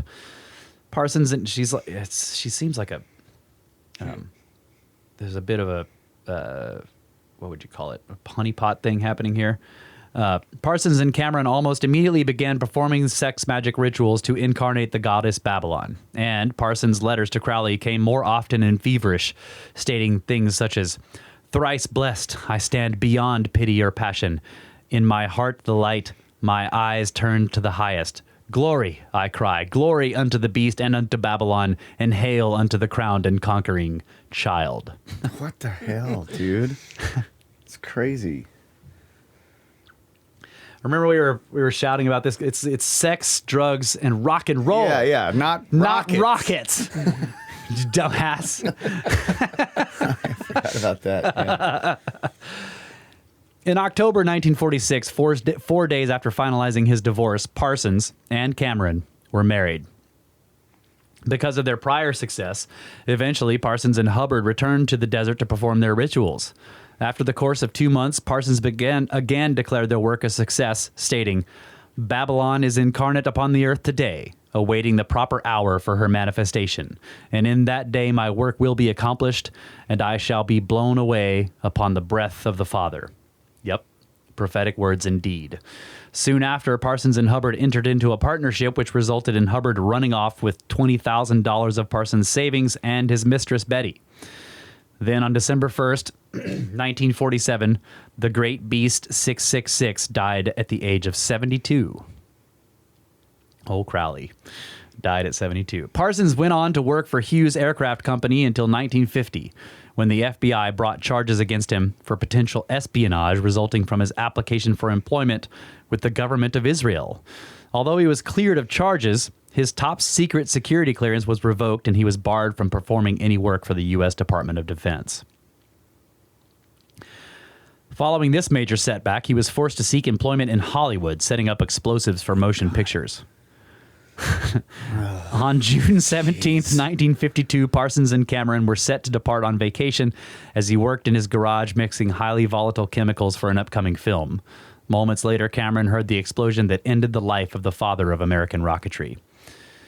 The official police report claimed that Parsons was high on drugs while handling a flask that slipped out of his hand, causing the explosion. However, there are a variety of conspiracy theories that claim Parsons was murdered either by the police officer he testified against, Hubbard, Cameron, and or the U.S. government, all of which are plausible. Marjorie Cameron went on to become a well-known artist and actress who at one time lived with up-and-coming actors Dennis Hopper and Dean Stockwell. This is why you quoted Dennis Hopper in the beginning of this. Interestingly, both of these actors played dark, nefarious characters in the movie Blue Velvet, directed by David Lynch. Lynch also famously directed Twin Peaks, a story about a mysterious woman named Laura Palmer, a character who Lynch claims he based on Marjorie Cameron. Wow. Wasn't Dennis Hopper also like the crazy bomber madman in this movie Speed or something? Who was that? Yeah, I think so. He was in Easy Rider also. Jack Parsons was a deeply flawed character who tapped into unknown planes of knowledge that, although he did not live to see it, allowed a man to walk on the moon, fulfilling his lifelong dream. After Werner von Braun shows up, right, who he had been communicating with. That's so strange. Yep.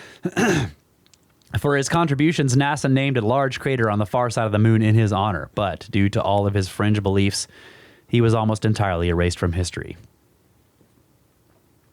So let me leave you with this one final anecdote regarding Jack Parsons.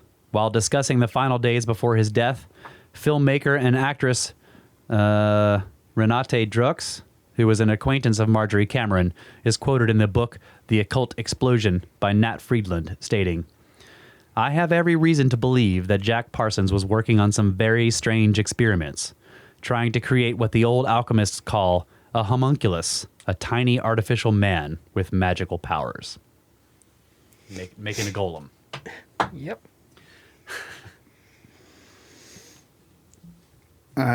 It's crazy. Yeah. All of this will make more sense or become more relevant in the next episode. It kind of That's what he says, folks. No, I don't know if you're allowed to believe him at this point. It does. All of this, every bit of information written in this, Yeah.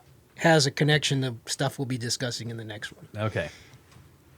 It's Well, just still, crazy how this, I don't know. I've been going down this weird rabbit hole recently. These books I've been listening to, like how all this crazy, weird, occulty stuff is connected to the CIA and Hollywood. Yeah. Yep. We'll be touching on And that. just like you're talking about the, how these ideas work their way into pop culture, it's like that's a directive oh, it's everywhere. every time. It's everywhere. It's absolutely everywhere. If you watch, there's a By the way, the Assassin's Creed that I mentioned, it's nothing is true, everything is permitted. That's the creed there are a couple of that's in those games. documentaries. There's one called Do What Thou Wilt. about Aleister Yeah. Crowley, and if you watch that, and then there's another documentary. I'm sure a lot of people have heard of it. It's called God, the name just dropped right out of my mind. It's oh boy. It's It's about Hollywood and how all the occult imagery that's in all of Hollywood. Those are two completely different documentaries, but if you watch them back to back, it's like one seamless deal. You kind of see the chronology of how this worked its way into popular culture. And by the way, Marty is wearing a NASA, JPL, and Caltech shirt. Just letting you guys know this. I wore it on purpose. He's definitely showing up to force me to invoke demons in the Tangent Cube today. Yeah, it's great. And those ritual things I was reading are in red text. Marty, could you have made it any more obvious? Trust me, I was a little hesitant to put that in there, but I thought it would kind of. Let's just go ahead and read this whole ritual summoning out loud on the show. It'll be fine. Oh, and don't worry about that star on the floor. Yeah. Yeah, it would be hilarious if it wasn't terrifying. Yeah. I mean, in some ways you have to laugh at it because it's just, I mean, and Hubbard goes on to do what? Creates Scientology, right? This is the whole. Oh my God. Maybe we'll get into that next. What? Right. So you have all these weird connections, with the occult stuff and all that stuff and rocketry going to space, but we're talking to alien beings possibly or non-human entities. They're involved in rocketry and science. It's a mixture of these two things. And you see how like the occult merges in and then you get like these crazy religions. Right. Yes. All of this and they're mixing in with Thelemic, the Blavatsky stuff, the ascended masters. And then you end up with Scientology and L. Ron Hubbard and Parsons and Crowley and just like, and now like what you're saying is the religion of Hollywood. Yeah. And you're just like, what is going on here? This was a plot to force everybody to have to listen to the next one because now you got to know where all this was leading. Right. Oof, man. Well, it's leading straight to the gutter, man. Yeah. It's crazy stuff. Yeah. The gutter of pop culture. All right. Well, God. There were dozens and dozens of books that I had to read to be able to assemble this yeah. Well, it's great. chronology of that was a very important thing. I wanted to make sure that this flowed, that historically you kind of see it, that it flows from one thing to the next. They are linked. Yeah. They're not random events. Yeah. And yeah, I agree. The Marjorie Cameron is strange. Mm-hmm. I gotta go listen to that book. I sort of feel again. I was planning to listen to it again, but now I'm definitely gonna do it. I tell you what, I just should have mentioned this. I don't know if you guys have seen it, but there was a series called Strange Angel that was on Jack Parsons. It was like on CBS, and when I started watching it, I didn't want to watch it. CIA broadcasting system. I didn't want to watch it until after I had read everything about him because I didn't want, how TV or movies are usually not accurate. So I didn't want to like have false memories of inaccurate information. So I made sure that I did that last. But watching it, I was like, why would somebody produce a show on him? And it's actually very well done, surprisingly. And Parsons is portrayed, and I believe that is accurate to the way he really was, is a very charismatic person. He's a very likable guy. That's why he was able to accomplish what he did. But interestingly, as this program goes, and they took some liberties. They kind of combined characters to make one character out of, might have maybe been 2 or 3 different characters. They're trying to simplify it, make it understandable to the public. But it's interesting. I think the first season is like 10 or 12 episodes, and it's flowing along. It's getting really interesting. It goes into how he starts joining the Agave Lodge and and you see this change in his attitude as he goes along. And then it goes into season 2, which theoretically would be another 10 or 12 episodes, and they still have a lot of story to cover. And about episode 5, everybody's at the parsonage and they're having their, their rituals, that they're doing there. And there's a knock at the front door, and Parsons goes over and opens the door, and there's a guy standing there and puts his hand out, and he says, "I've been wanting to meet you. I'm L. Ron Hubbard." Yeah. And that's where the episode ends. So I was like, "Oh man, this is getting good." Canceled. Gone. Show canceled. Holy crap. Of course. Of course. But dude, that's the same stuff that Manson was doing. Like he was, he had this whole sex cult thing. Well, we'll get into. I don't really touch it, but I'm just saying Manson was a high level Scientologist. Okay. Yeah, he had all this group of girls that would go around, and then like he could just control people. Mm-hmm. It was crazy. People you wouldn't think, there was just, I don't know. It's weird. It's really strange how he just got people to just jump through hoops for him. And that seems to be a pattern. Yeah. You'd say the same thing about Crowley. You'd say the same thing about Parsons. You'd say the same thing and they're about doing L. Ron the same kind of rituals is my point. Because they're all connected. And maybe we'll have a little bit of a better understanding why after the next one or during the next one. All right. Yeah. All right. Or just more questions that you Tune won't in answer. next week, folks. More questions that will not be answered.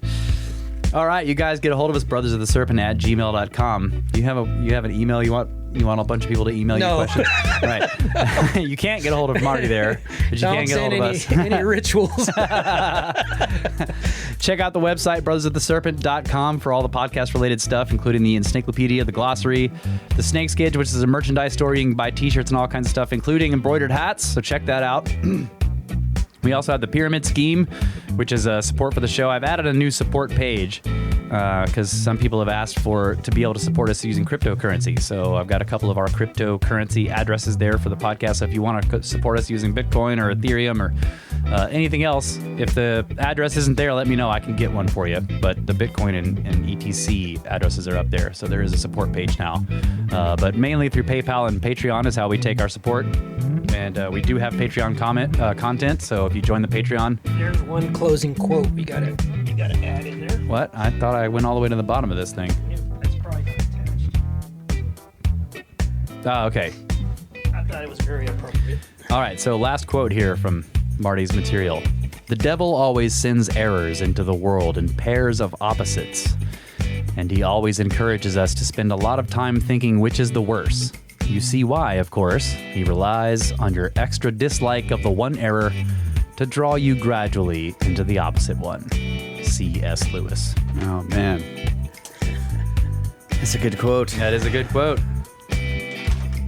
All right, you guys know the rest of the stuff. Facebook group, join the Discord, Library of the Servant run by Jeff. Thanks to History Shift. And thanks to all your listeners out there. We love you guys. Always have. Always will. Good night, Adamu. Get back to work. All right.